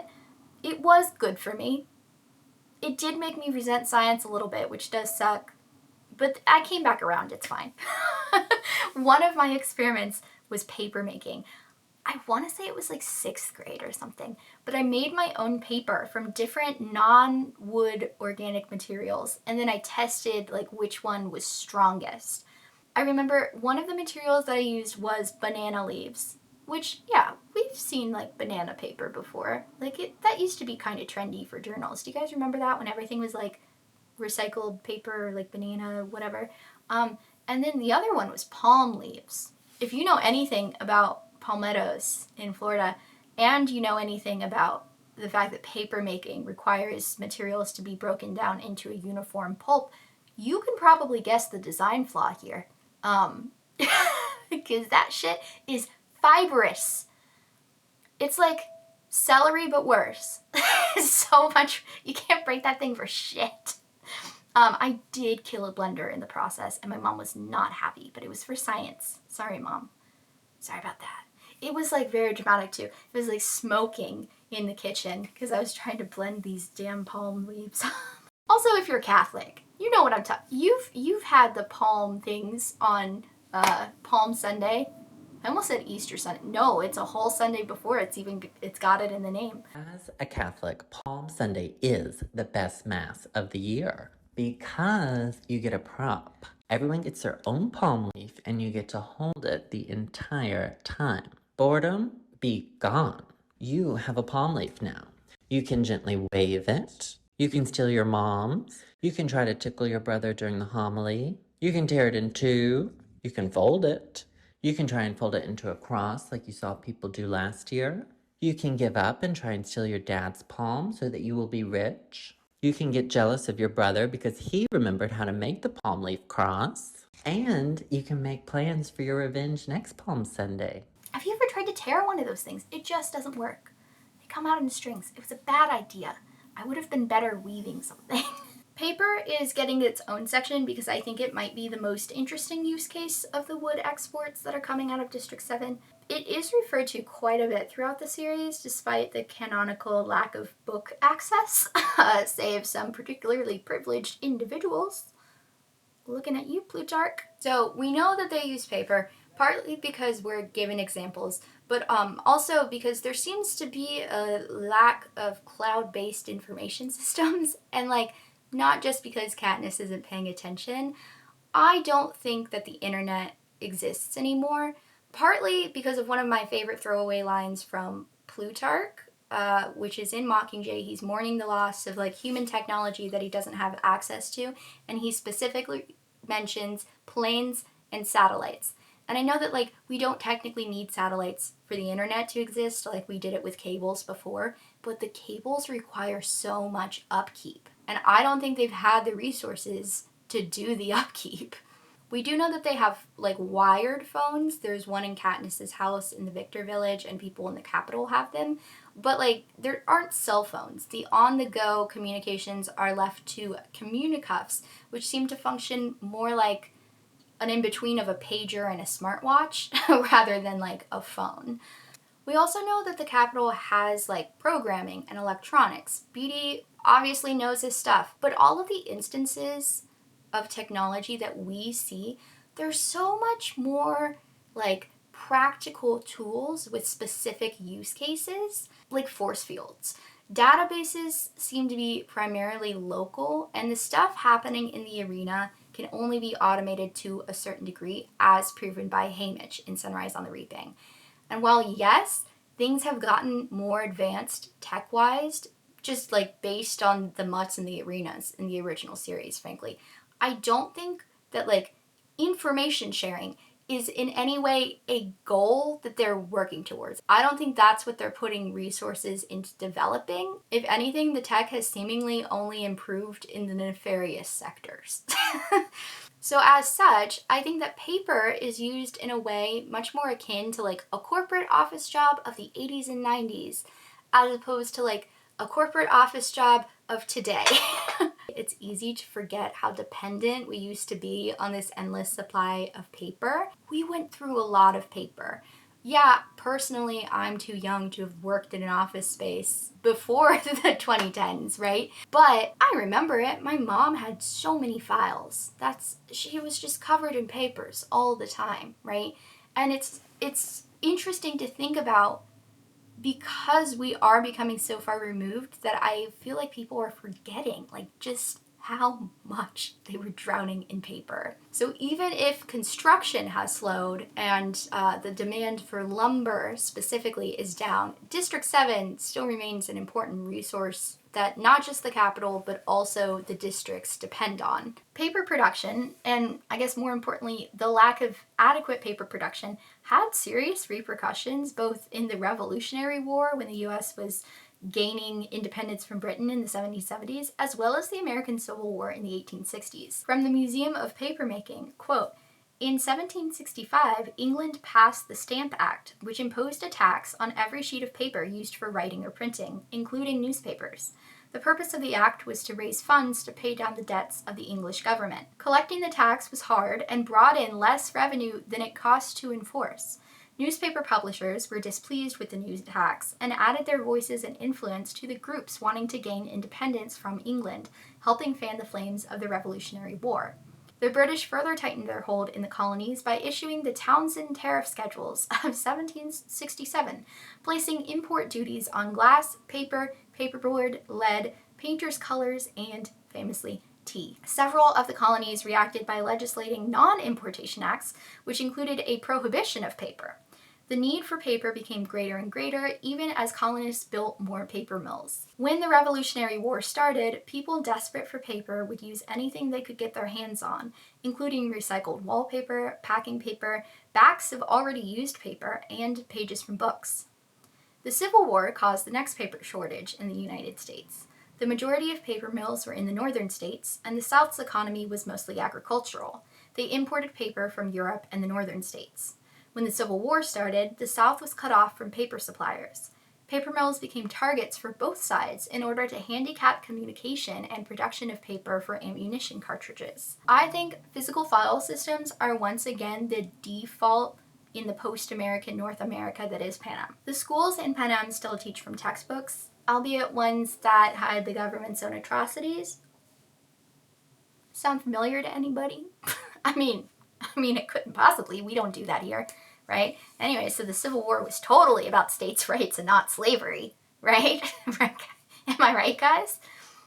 Yeah, we don't misconstrue history in our textbooks to hide our own atrocities. Totally not a thing that the U.S. does currently. Surely not. Anyways, according to Katniss, most of what she learns at school is just about coal. And to me, that implies that each district's textbooks is about their industry. So I doubt the capital would be chill about a district potentially gaining access to such knowledge. So as to who is actually printing those textbooks, I have a working theory on what the job market looks like for working class capital citizens. And you know what I think a lot of those jobs are, outside of like the trades and food and retail? Entertainment. It's entertainment. And by entertainment, I mean like communications as a whole. We know from various references throughout the books that the capital had access to entertainment, even beyond the games, at least a little bit. I mean, the bread and circuses don't work without one or the other, right? Like, I know the majority of the time we talk about the lack of bread causing the system to fail, both in real life and within the series, but the bread isn't enough on its own. The circuses also have to be there. But Maslow's hierarchy of needs posits that there are 5 sets of basic needs that humans need to meet in order to live the most fulfilling life possible. They're like set up in a pyramid where the physiological needs that are the foundation of it all, and then as the pyramid goes up, you get up to self-actualization at the top. Each category of needs must be met on its own before a person has the capacity to search for meeting the next level of needs. When we talk about the districts and their needs being met, we're stuck on the bottom 2 rungs. Okay, we got physiological needs that cover the absolute basics, like food, water, shelter, sleep. Like, we're talking bare bones, you need this for survival. If you are privileged enough in the districts to not need to worry about those things, and to be clear, there's a subset of people that does apply to, especially when it comes to like the capital's pet districts, maybe more so than you think, but we'll get there when we get there, then you're likely still going to be stuck on the next rung, which is safety. The category of safety covers quite a bit depending on the context of a situation. It refers to both like physical safety as well as economic safety. And let's be real, that's where most of us are right now. Like today in the US, we're stuck on safety. We don't feel economically or physically safe for a variety of reasons. If you are lucky enough to have not had experiences of physical violence throughout your life, there's still a good chance that you're threatened by a lack of job security and social safety net. Safety also includes your health and access to health care. We're not doing great on that front. And it covers the big bad that is increasingly coming for us all, natural disasters as a result of climate change. It's getting worse by the day, guys. It's just one flash flood after another, after tsunami, after wildfires, after all of the shit. It's a different video. But in the capital, where the general citizen has their physiological and, for the most part, their safety needs already met, most people are therefore working on the next 2 rungs of the ladder, which are cognitive and aesthetic needs. Cognitive needs revolve around finding meaning, comprehension, fostering curiosity. In Maslow's mind, this would ideally be fulfilled by an access to education. But if education is difficult to access, or say, I don't know, the evil dictator of your country is withholding it to ensure the longevity of his own power, what else are you going to fill that need with? Stories, entertainment. Obviously, yeah, the Hunger Games is like the entertainment, right? And they find ways to stretch it out throughout the year, so it's the gift that keeps giving, at least from Katniss's perspective. There's the live coverage, there's the victory tour, there's parties, and then when Katniss and Peeta got engaged, they stretched out the wedding planning into content. And there's also the reruns and all-inclusive vacations and reenactments of it all. But that is from Katniss's perspective. And I think that's important because in comparison, even the average working class capital citizen is living a life of leisure compared to anybody in the districts. There are too many hours in a day to just fill with Hunger Games content alone. Not for Katniss, not for people in the districts who are working 12-hour days, 6 days a week, but for people in the capital who maybe have 9 to 5s, 5 days a week, whose schedules look more like our sort of middle class of current day America than somebody like Katniss. That's not enough entertainment.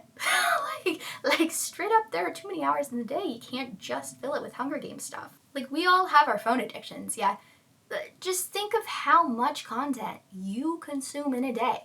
And really, this goes for like however you choose to spend your time, because it's not just mindless TikTok scrolling. It's also the video essays, like literally you watching me right now. This is content to fill your day. It's books and audiobooks. It's movies and TV, it's podcasts, it's music, it's normal people sports that don't involve murder, obviously. And like, don't get it twisted, it's always been like that, even before screens. And it will be after screens too. What do y'all even know about radio shows? Like, people will find ways to entertain themselves and to fill their days with content. Whether that content is just off the cuff, storytelling, 2,000 years ago around a fire, you know what I mean? Like, it could be that, but it's also like everything, all of it. So if we agree on this, if we understand that the capital has a need for entertainment, it must be, by extension, a hub for the creation of entertainment, and certainly a need to be able to churn it out continuously. Like most things that we talk about in this series, we can look into the past to learn a little bit more about the future. When TVs first came out, broadcasts weren't 24 hours. There simply wasn't enough programming. Same thing with radio. It would simply shut off. It would just be dead air. But that isn't profitable. So how did we begin to fill that time? With talk shows, with episodic TV shows, and endlessly ongoing telenovelas and soap operas. And I do have to sidebar about Days of Our Lives here, because I don't think a lot of young people, including myself, frankly, realize that that show has been premiering new episodes almost every single weekday since 1965. That's 60 seasons and almost 15,000 episodes. I've always heard Days of Our Lives, like, in the background. Shit, Joey gets a role on it in Friends, right? But I've never, like, really watched it or considered it. 15,000 episodes? Near continuous broadcast for 60 years? That's crazy. But okay, like, maybe soap operas aren't really your thing. What about singing shows? Like the one Plutarch is developing at the end of Mockingjay. We never stopped loving singing shows. We've only gotten bored with the format. It was American Idol, and then it was X Factor, and then it was The Voice, and now it's The Masked Singer for some reason. I guess a lot of people are watching that. It kind of amazes me. I feel like the demographic of people that are a mystery to me who are watching The Masked Singer are the same demographic of people who are a mystery to me that are watching Young Sheldon. Who are these people? Where are you? Why are there so many of you? Where are you hiding? But maybe you don't like to watch stuff, okay? Maybe you're a reader. There's fashion and beauty magazines, no question. We know that there are newspapers in Panem because Madge's dad lets Katniss read his weekly capital newspapers in Catching Fire while she's bedridden. It's probably mostly just fluff pieces and personal ads, but like, hey, maybe there's a crossword in there. Or maybe the Sunday funnies have survived. People love comics. Surely, if people can pay to visit reenactments of their favorite games, someone is also turning them into novelizations, graphic or otherwise. And where there's fandom, there is fanfic. Like, we need to be expanding our mind here about all of the types of content that can come, not just from the premise, but like beyond. Every single ship that exists within the real life fandom of the Hunger Games 100% also exists in text from Capital viewers. You're telling me there is a group of people who read the Hunger Games and are huge Clove and Cato shippers. You think that doesn't exist in worlds? It 100% does, and frankly, it's a much bigger group of people. Because they were getting way more content than we were. And wherever there is fanfic, there is porn. Without getting into details, we are told explicitly about the victors' sex trafficking between Finnick in Mockingjay and then Haymitch, the end of Sunrise on the Reaping, Jesus Christ. But that type of stuff is, like, the victors being sex trafficked, that's only for the highest level of rich people in the capital. That's for, like, the most elite who can afford to pay for those type of services. But sex is for everybody, right? And sex workers exist at all levels across formats. Strip clubs, pay-per-view pornos, Panem's Playboy centerfold. I'm sure it exists. We're coming back around now, but the point I'm getting at here is that there is a 0% chance that the president would let District 7 workers have the chance to get their hands on any of that nonsense. And also, that means that the capital has a high demand for resources around communications, entertainment, and aesthetic design, which needs wood products to create, including but not limited to paper. And I don't know, like, I guess also fine woods for fancy furniture or whatever. All this to say, I think like printing is probably a huge middle class industry in the capital. But maybe I'm projecting because I work in printing, or I work with printers. When it comes to the environmental consequences of wood harvest, it's easy to just like stop at the trees themselves and the terrestrial habitats affected by clear cutting, but unfortunately there's so much more to it than that. Lugging heavy logs far distances on land is labor intensive, and frankly, it's a waste of resources if you're trying to get down your bottom line. You know what's cheaper and easier? Waterways. Intense logging on tributary streams of major rivers cleared away riparian vegetation and led to problems of erosion and sedimentation. The use of splash dams also contributed to the degradation of waterways and, as a result, to habitat for salmon and steelhead. Log drivers worked 15-hour days to get the logs moving and to keep them on their way. 12-foot pike poles of black spruce or ash with screw tips were used to pull and prod the bulky logs. Sometimes dynamite charges were placed under key logs to break up snags and jams. Splash dams were built of logs that would be dumped into a stream to impound a pond. More logs would be floated into the pond, and when full, the dam would be blown up or otherwise released. A torrent of logs and water would rush downstream. The procedure would be repeated until the logs reached the main river, where they could be assembled into rafts and floated to mills. While the technique is no longer used, it didn't end until 1959, the legacy of these dams is still visible on streams in western Washington and Oregon, where the channels were carved wide by the repeated torrents. Much advance work had been done on the stream beds to facilitate the drive. Obstructing boulders had been blasted, snags removed, and low banks blocked off. Generally, logging was done along several tributaries of a larger stream, and the floating logs converged to form a massive flow. When thinking about significant waterways in the Pacific Northwest, 3 come to mind both as a local thinking from like a practical standpoint, but also as a researcher thinking from a historic one. These are the Snake River, the Columbia River, and the Willamette River. The Columbia is the 4th largest river system in North America. Its drainage basin covers 250,000 square miles between the Continental Divide and the coastal ranges. The Columbia is an international river. From its headwater source in Columbia Lake, the main stem of the river follows a twisting course for 480 miles through British Columbia, then for another 740 miles in the United States to the Pacific Ocean at Astoria, Oregon. South of the international border, it gathers waters from 7 American states. To the north, its Canadian headwaters drain 39,500 square miles of southeastern British Columbia. One of the things that the movie changed from the book that I think actually worked way better on screen was that in the movie, they attributed the dam explosion that cut the power to the capital to District 5, the power district. They also add in an additional scene of District 7 fighting back with a planned attack by lumberjacks who scale trees before their whole like, if we burn, you burn with us, and then they set off mines that killed the peacekeepers who were chasing them. I think this worked beautifully on screen. Both of these scenes were like seamlessly integrated into the story, and they were great at expanding it beyond Katniss's perspective, so you got a look into the ways that people were rebelling across the other districts and how effective it was. But in the books, it's actually District 7 that blows up that dam. Upstream and in the mountain tributaries, the Columbia has been a wild and uncontrolled giant.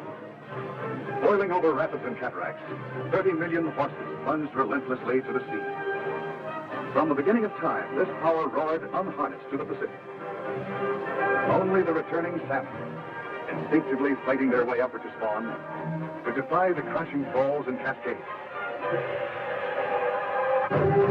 Quote, hydropower is the foundation of the Pacific Northwest's power system, providing about 50% of the region's annual energy generation and 54% of its flexible capacity. It's a low-cost, clean energy resource, and the hydropower system can be operated to adjust its generation up or down quickly to meet fluctuations in demand.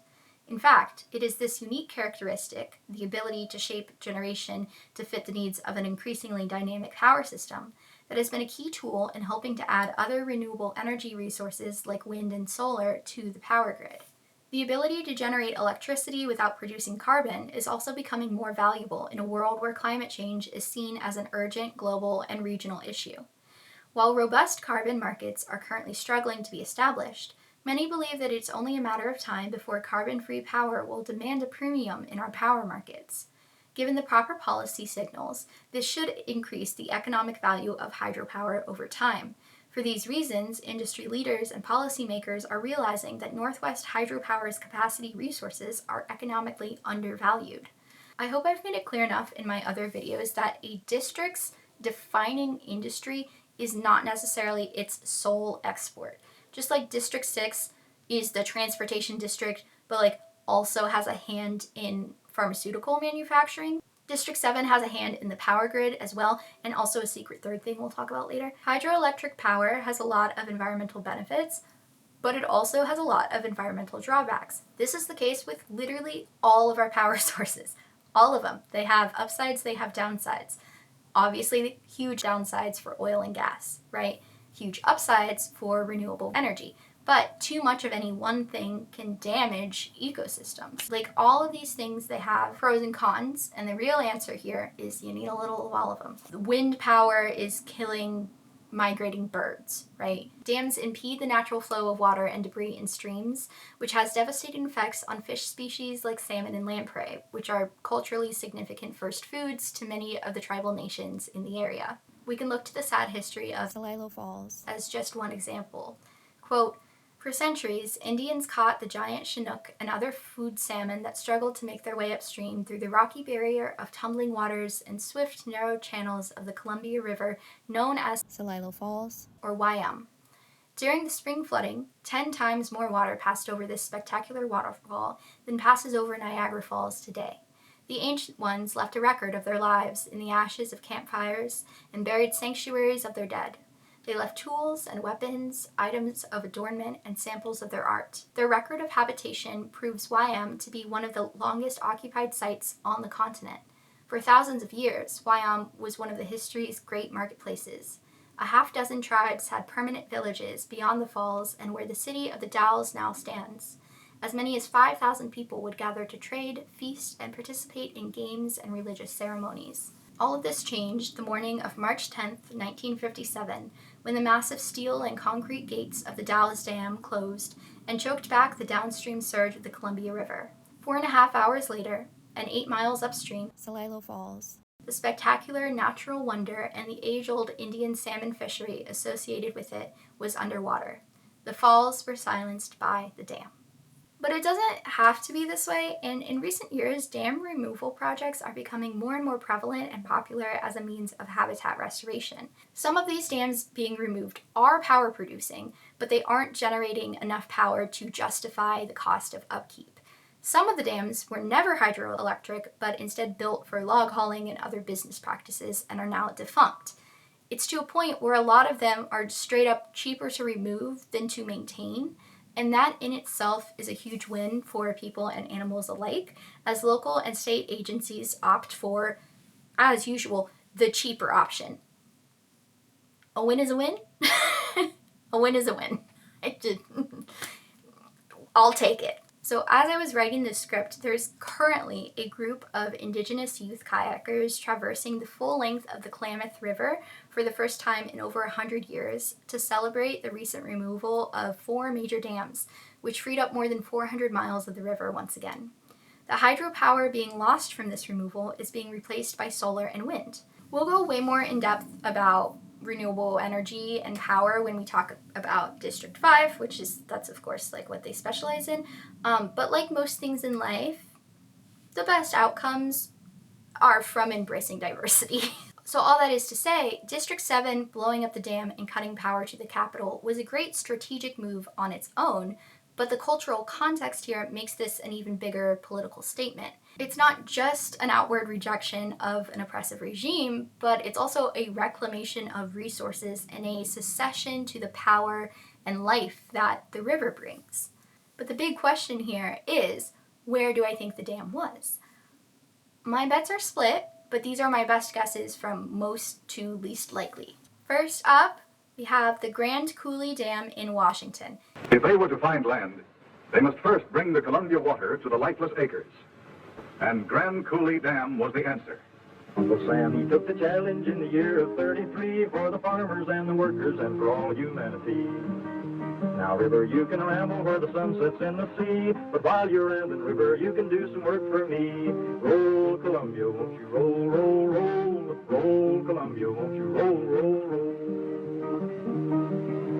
A challenge to reclamation engineers to match the wonders of the Ice Age, to duplicate the glacial dam which centuries before had blocked the Columbia.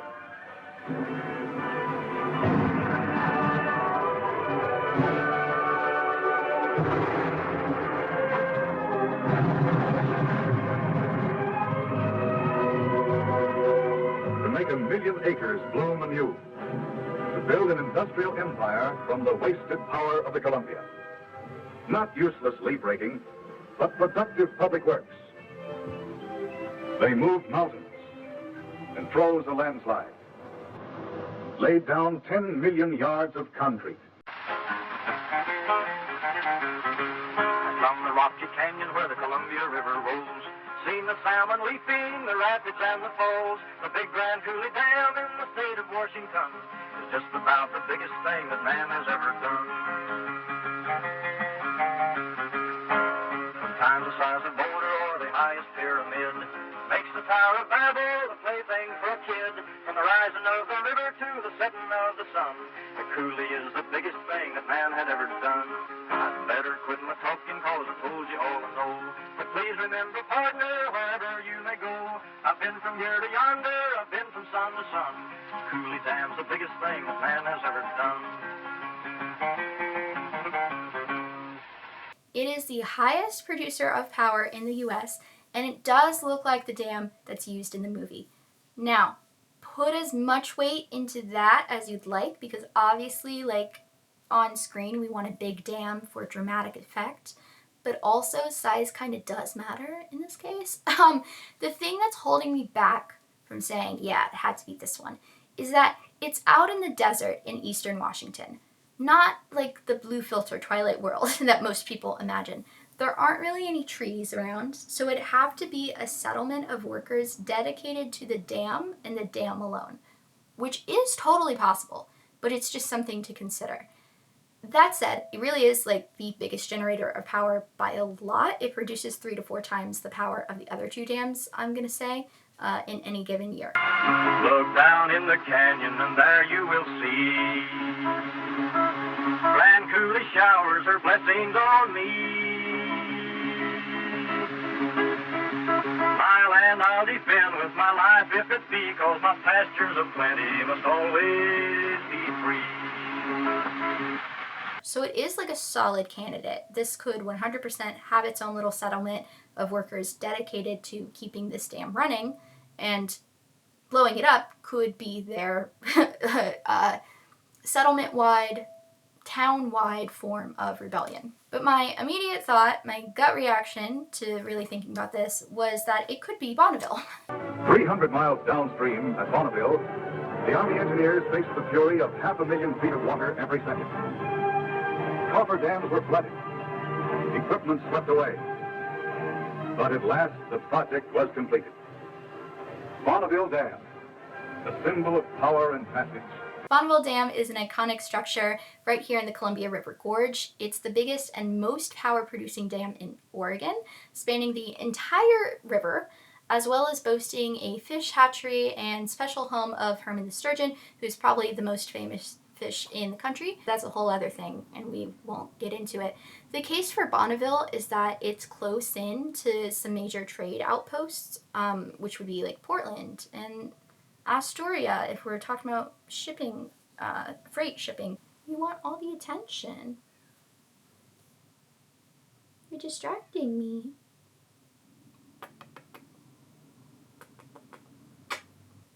Can you choose? Can you make a choice? You got big purrs. Okay. Are you comfy now? The case for Bonneville is that it's close in to major trade outposts, and it is a good spot for felling. There's actually trees to harvest. Visually, not as dramatic as the other candidates, but that's where your preference for the canonic impact of dramatization for the screen comes in. Up to you. I still think it's a strong contender, but the biggest drawback is that it produces the least amount of power of the three by a decent amount. Lack of storage capacity was limiting power production on the Lower Columbia. Canadian and American engineers agreed that the answer to the problem lay in the Columbia Basin in Canada.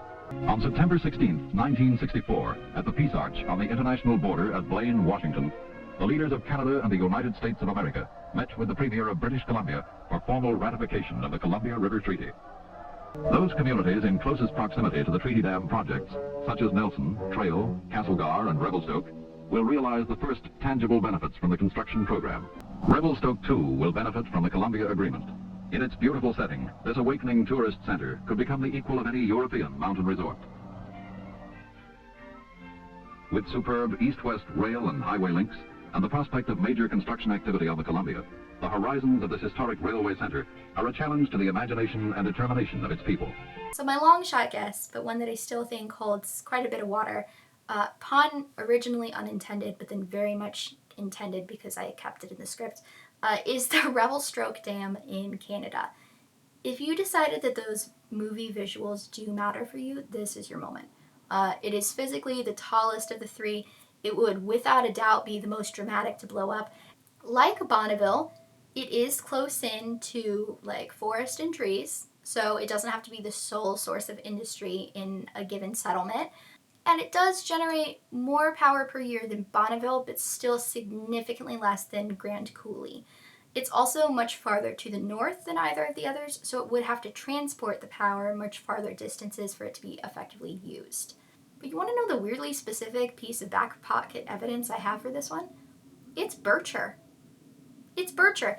This is the only location of the three major dams that I've come up with that falls within the native range of birch trees. Maybe I'm crazy for this one.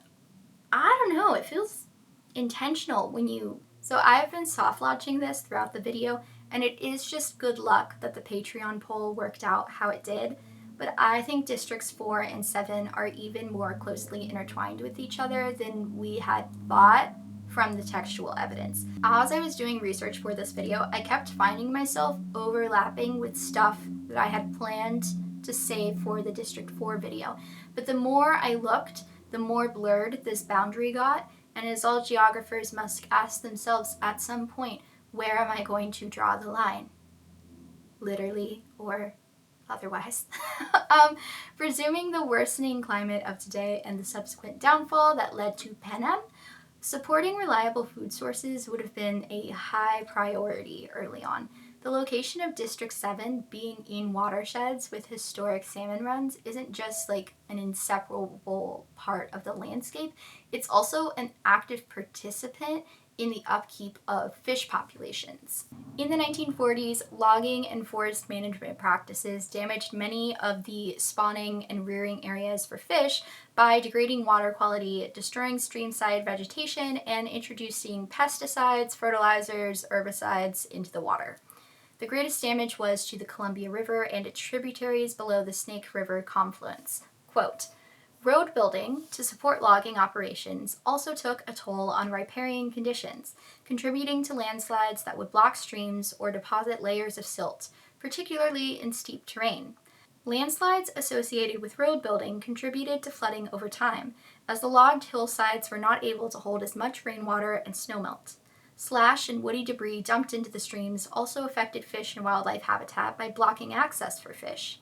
In the 1970s, fish biologists believed that it was important to remove the debris, but when it became clear in the 80s and 90s that streams without woody debris were more prone to flooding and excessive buildup of sediment, much of the debris was left alone, or, in many instances, now deliberately placed in streams. Stuff like strategically placing logs into streams to create low-flow spawning areas is like exactly the type of projects I'm familiar with through my work.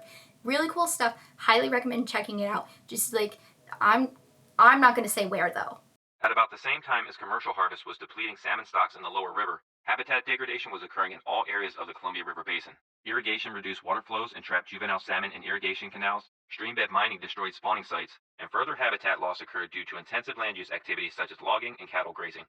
Additional damaging practices included the operation of splash dams, the removal of large woody debris from streams and rivers, and diking, dredging, and filling activities in the lower estuary. Like, we have to ask ourselves seriously, where do we think we are getting the canned salmon that Tigris loves so much in Mockingjay? Where is that coming from?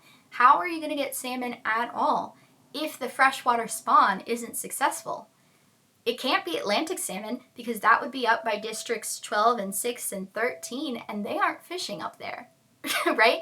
And if the salmon runs are doing well again, it's because somebody's helping them. By some estimates, the Columbia once held runs of tens of millions of salmon a year. They reached as far as inland Canada and Idaho. Individual fish could weigh up to 100 pounds each. As settlers made their home in the Pacific Northwest, that changed. Large-scale fisheries and canneries weakened the runs, and dams changed the river. Remember when I said that Bonneville has a dam and a fish hatchery? There's a lot of those around here. There are 33 in Oregon, 76 in Washington, and 36 in British Columbia. If you look at the actual locations of where these are, many of them are inland and towards the coast, in vegetation-rich riparian areas.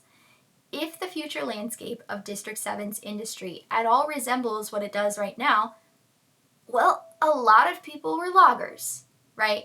But these days, a lot more people work in fishery science and habitat restoration than they do in logging.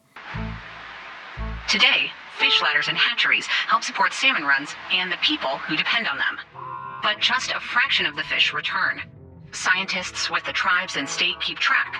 We're taking genetic samples to give us an idea of, what the one composition is, so we can identify which hatchery that fish may have came from, or in some cases, what system or particular population that fish came from. And, in some cases, we can tell you who the parents were of that fish, or in even some cases, they can tell you who the grandparents were of that fish. Age composition can give you some ideas about what's going to happen with their progeny in the next couple of years. These measurements help predict salmon runs, which in turn help set limits on how many fish can be safely caught and when.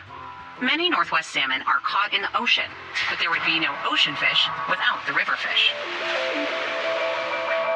Like I say, over and over and over, industry builds on itself, and the industry is already here in District 7, no matter what it looks like in 4. He had a lot to say about that, I guess. Timmy, do you not agree?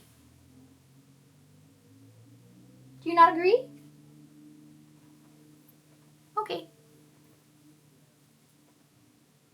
And there is textual evidence of this enmeshment between Districts 4 and 7 throughout the series. Like, in Ballad especially, Coriolanus continually references 4 and 7 in relation to each other. Quote, "His family was old capital money. Their fortune, largely tied up in District 7 timber, had taken a hit during the war, but had rebounded nicely during the Reconstruction.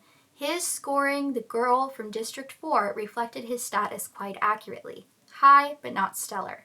There's also this, special connection and deeper friendship that Johanna and Finnick have with each other. And, sure, part of that could be a consequence of game-related circumstances. Yeah, we know the victor's our friend. But inside and outside the arena, there seems to be, this shared cultural understanding between the two of them that goes beyond just, being chums. Especially when you consider the fact this isn't, Hamish, who's been doing this for 25 years and sees the same people every time. Johanna won the year before Katniss and Peeta. She has known Finnick 2 years max. So it's not like they've had, a ton of time to build that deeper connection, which makes me think that there is more of a cultural bond that they have from a mutual understanding that goes so much deeper than just, superficial, how much time have we spent together. Snow has this tendency throughout the series to make strategic attacks on people's sense of safety within their own homes. Obviously, we see this on a big scale with the games, and we also see it on a medium scale with, this panopticon type of presence of surveillance that makes people paranoid. And then we also have the home visit in Catching Fire. That makes Katniss pretty uncomfortable in her own home. But we also see this on like a more insidious and less obvious personal level. Example of this is the fact that he leaves a fresh white rose in Katniss's home after he bombs 12. And obviously what he did to Peeta is super fucked up and way worse than just like the presence of a flower. But in that instance as well, it's this idea of home that is attacked. The only difference is that for Peeta, it's not like his physical home. It's more of an emotional home that lies with Katniss and her family, more so than it ever did with his family and his piece of shit abusive mother. Fuck you, Mrs. Malark. I hate that bitch. So as he distorts Peeta's memories with the Tracker Jacker venom, in the process, he also fucks up his primal landscape, which is like the places that serve as this most basic framework to his own reality and his own sense of self. And by doing that and messing with it and distorting it, he's turned into a person that he never was. Peeta comes home wanting to kill Katniss. Johanna comes home terrified of water.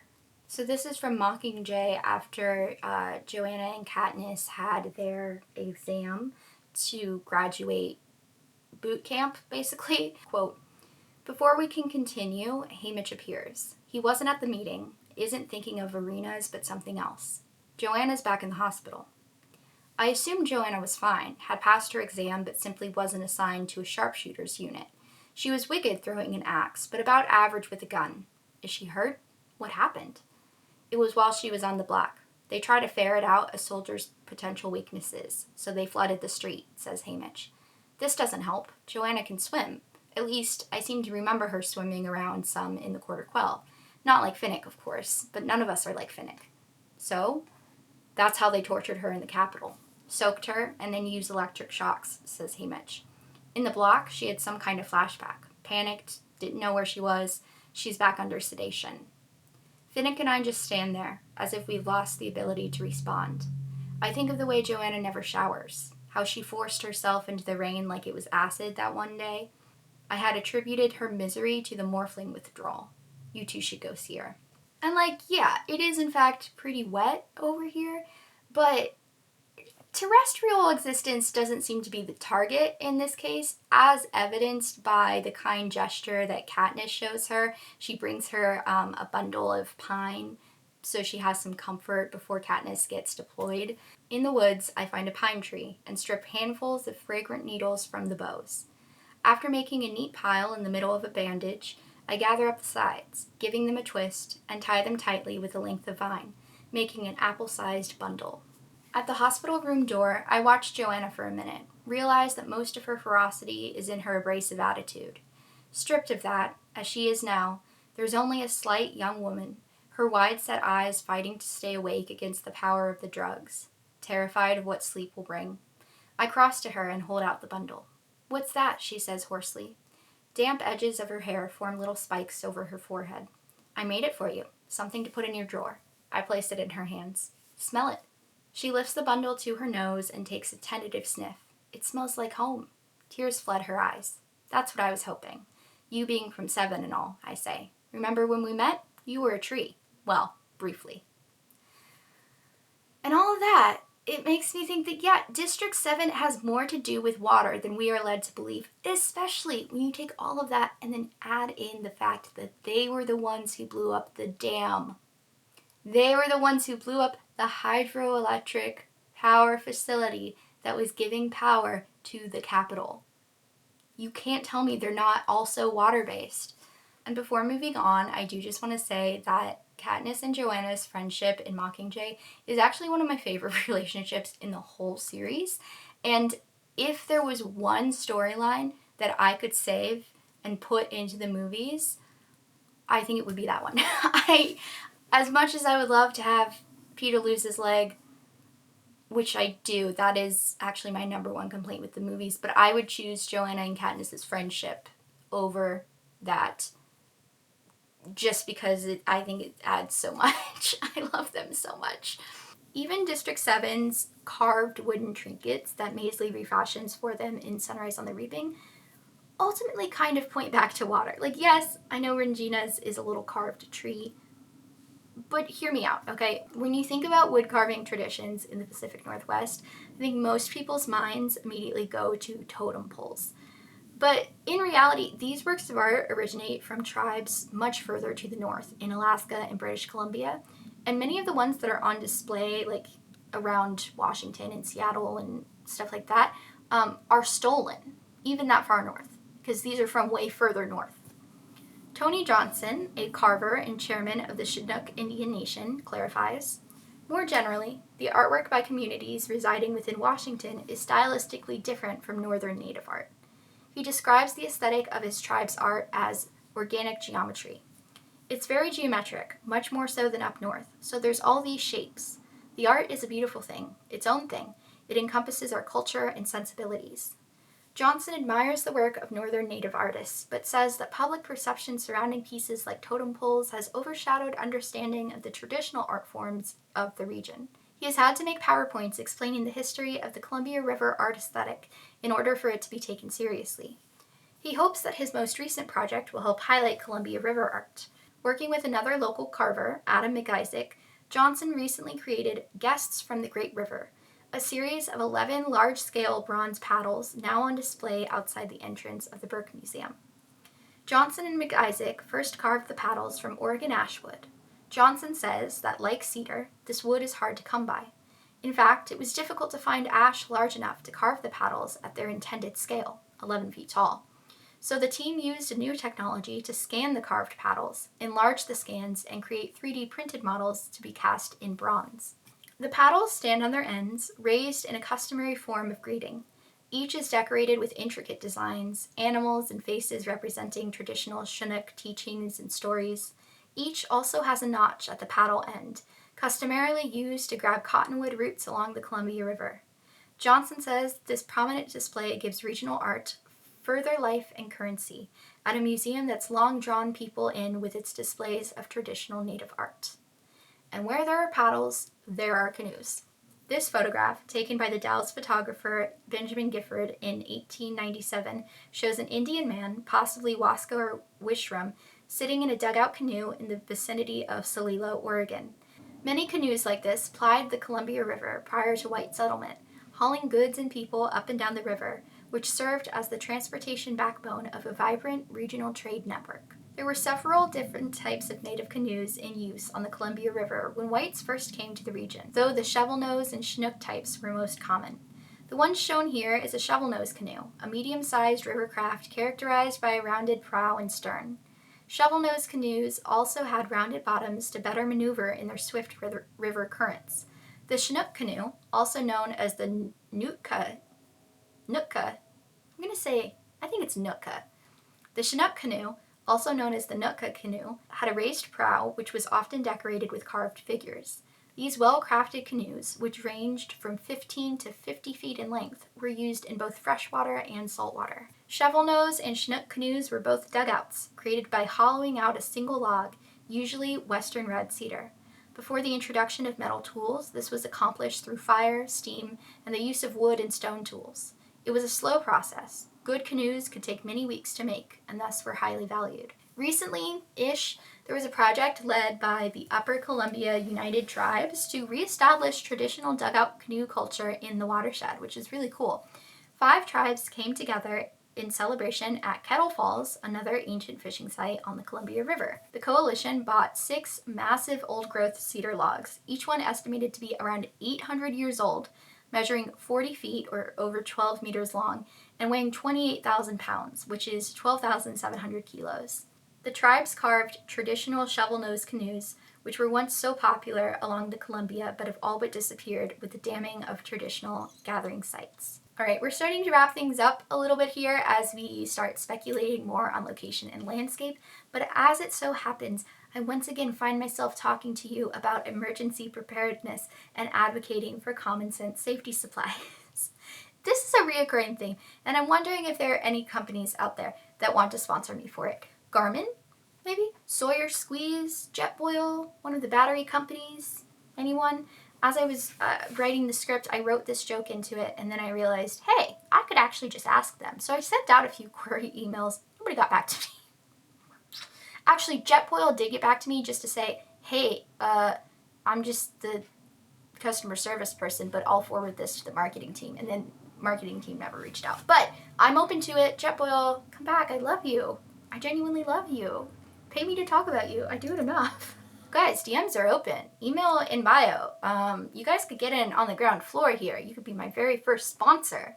Anyways, stick with me because I gotta talk about the Cascadia fault line, aka the Cascadia subduction zone, aka the big one. If you are not familiar, the Cascadian subduction zone is a 700-mile fault line that runs from Northern California up into British Columbia and is anywhere from like 70 to 100 miles off the west coast. It just sort of depends on where you are. There have been 43 earthquakes in the last 10,000 years, and the last one was in January of 1700 with an estimated 9.0 magnitude. The earthquake caused a tsunami and for the coast to drop several feet.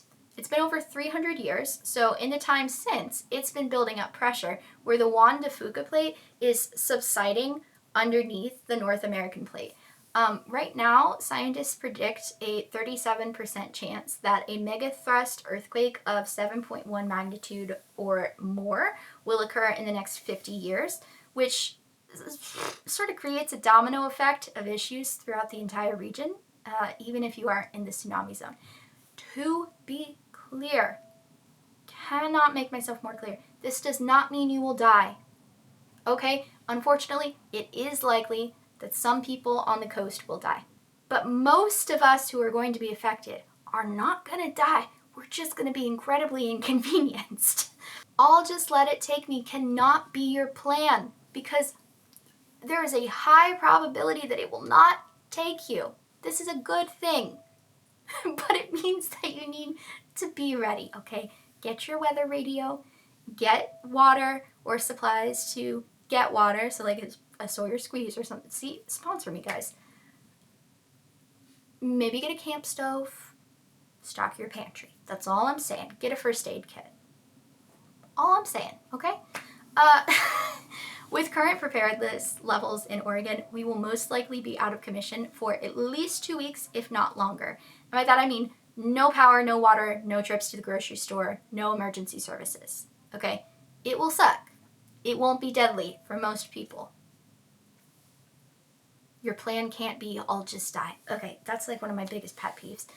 If you want to learn more about the Cascadia subduction zone and the big one and what that can mean, I highly recommend the now 10-year-old article from the New Yorker called The Earthquake That Will Devastate the Pacific Northwest. I've linked it in the description. Unfortunately, it is behind a paywall, but you should get at least one free article per month from the New Yorker. And if it doesn't let you, try a different browser. Paywalls are dumb. If you know a way around them, go around them. Maybe I shouldn't. I feel like maybe I'm making myself not great sponsor material by advocating for that. So the big one hits. What does that do to the landscape? I know I love to dog on the stupid Canon map. And to be clear, I do hate it, and it is stupid. But part of the reason I hate it is because the floodplain makes no sense at all. We are mostly impervious to rising sea levels because we have a coastal mountain range protecting us. You're not going to knock half of the state off. It just isn't going to happen, okay? Unless we aren't impervious to rising sea level. And there is new science since the 10-year-old article that adds some nuance, but it's still not nearly as significant as the map implies. Here are some of the new science, not behind a paywall, by the way. You can read the entire study for free. Love that. Quote, geological evidence from the 1700 quake in the Pacific Northwest shows forests becoming mudflats after slumping below sea level. But no one had quantified how this slumping, known as subsidence, would interact with rising sea levels driven by climate change. Dura and her team compared the amount of land that would end up in the Federal Emergency Management Agency, FEMA, 100-year floodplain if a magnitude 8 Cascadia earthquake were to happen today versus 2100, when climate-driven sea level rise is expected to reach between 1.3 and 2.9 feet in Cascadia's estuaries. An estuary is where the river meets the sea. They found that the worst case scenarios of up to 6.6 feet of subsidence, the area in the 100-year floodplain would increase by 145 square miles, which is 370 square kilometers, compared with 115 square miles, or 300 square kilometers, if the quake were to strike today. The designation of a 100-year floodplain means that an area has a 1% chance of flooding in any given year. So it is likely that with the effects of climate change worsening, the subduction zone, the effects of it will get worse. More sea will become mudflats, more of it will become wetlands. It's not just going to disappear though, and it's still not half the state. Okay, it's just a little bit deeper than we thought. You think of that like 145 square miles versus 115. That's only an extra 30 square miles, right? And that's distributed along the whole coast. All that to say, sure, we may lose a bit of the coast more so than predicted, right? But we're still not getting through the mountain range. That just isn't happening, okay? Half the state is not going to fall off the face of the planet. It just isn't. I'm sorry. Alright friends, I hope you enjoyed this video. Please go ahead, like, subscribe, comment, follow. That was covered in subscribe. I don't know why I said follow. All that good stuff.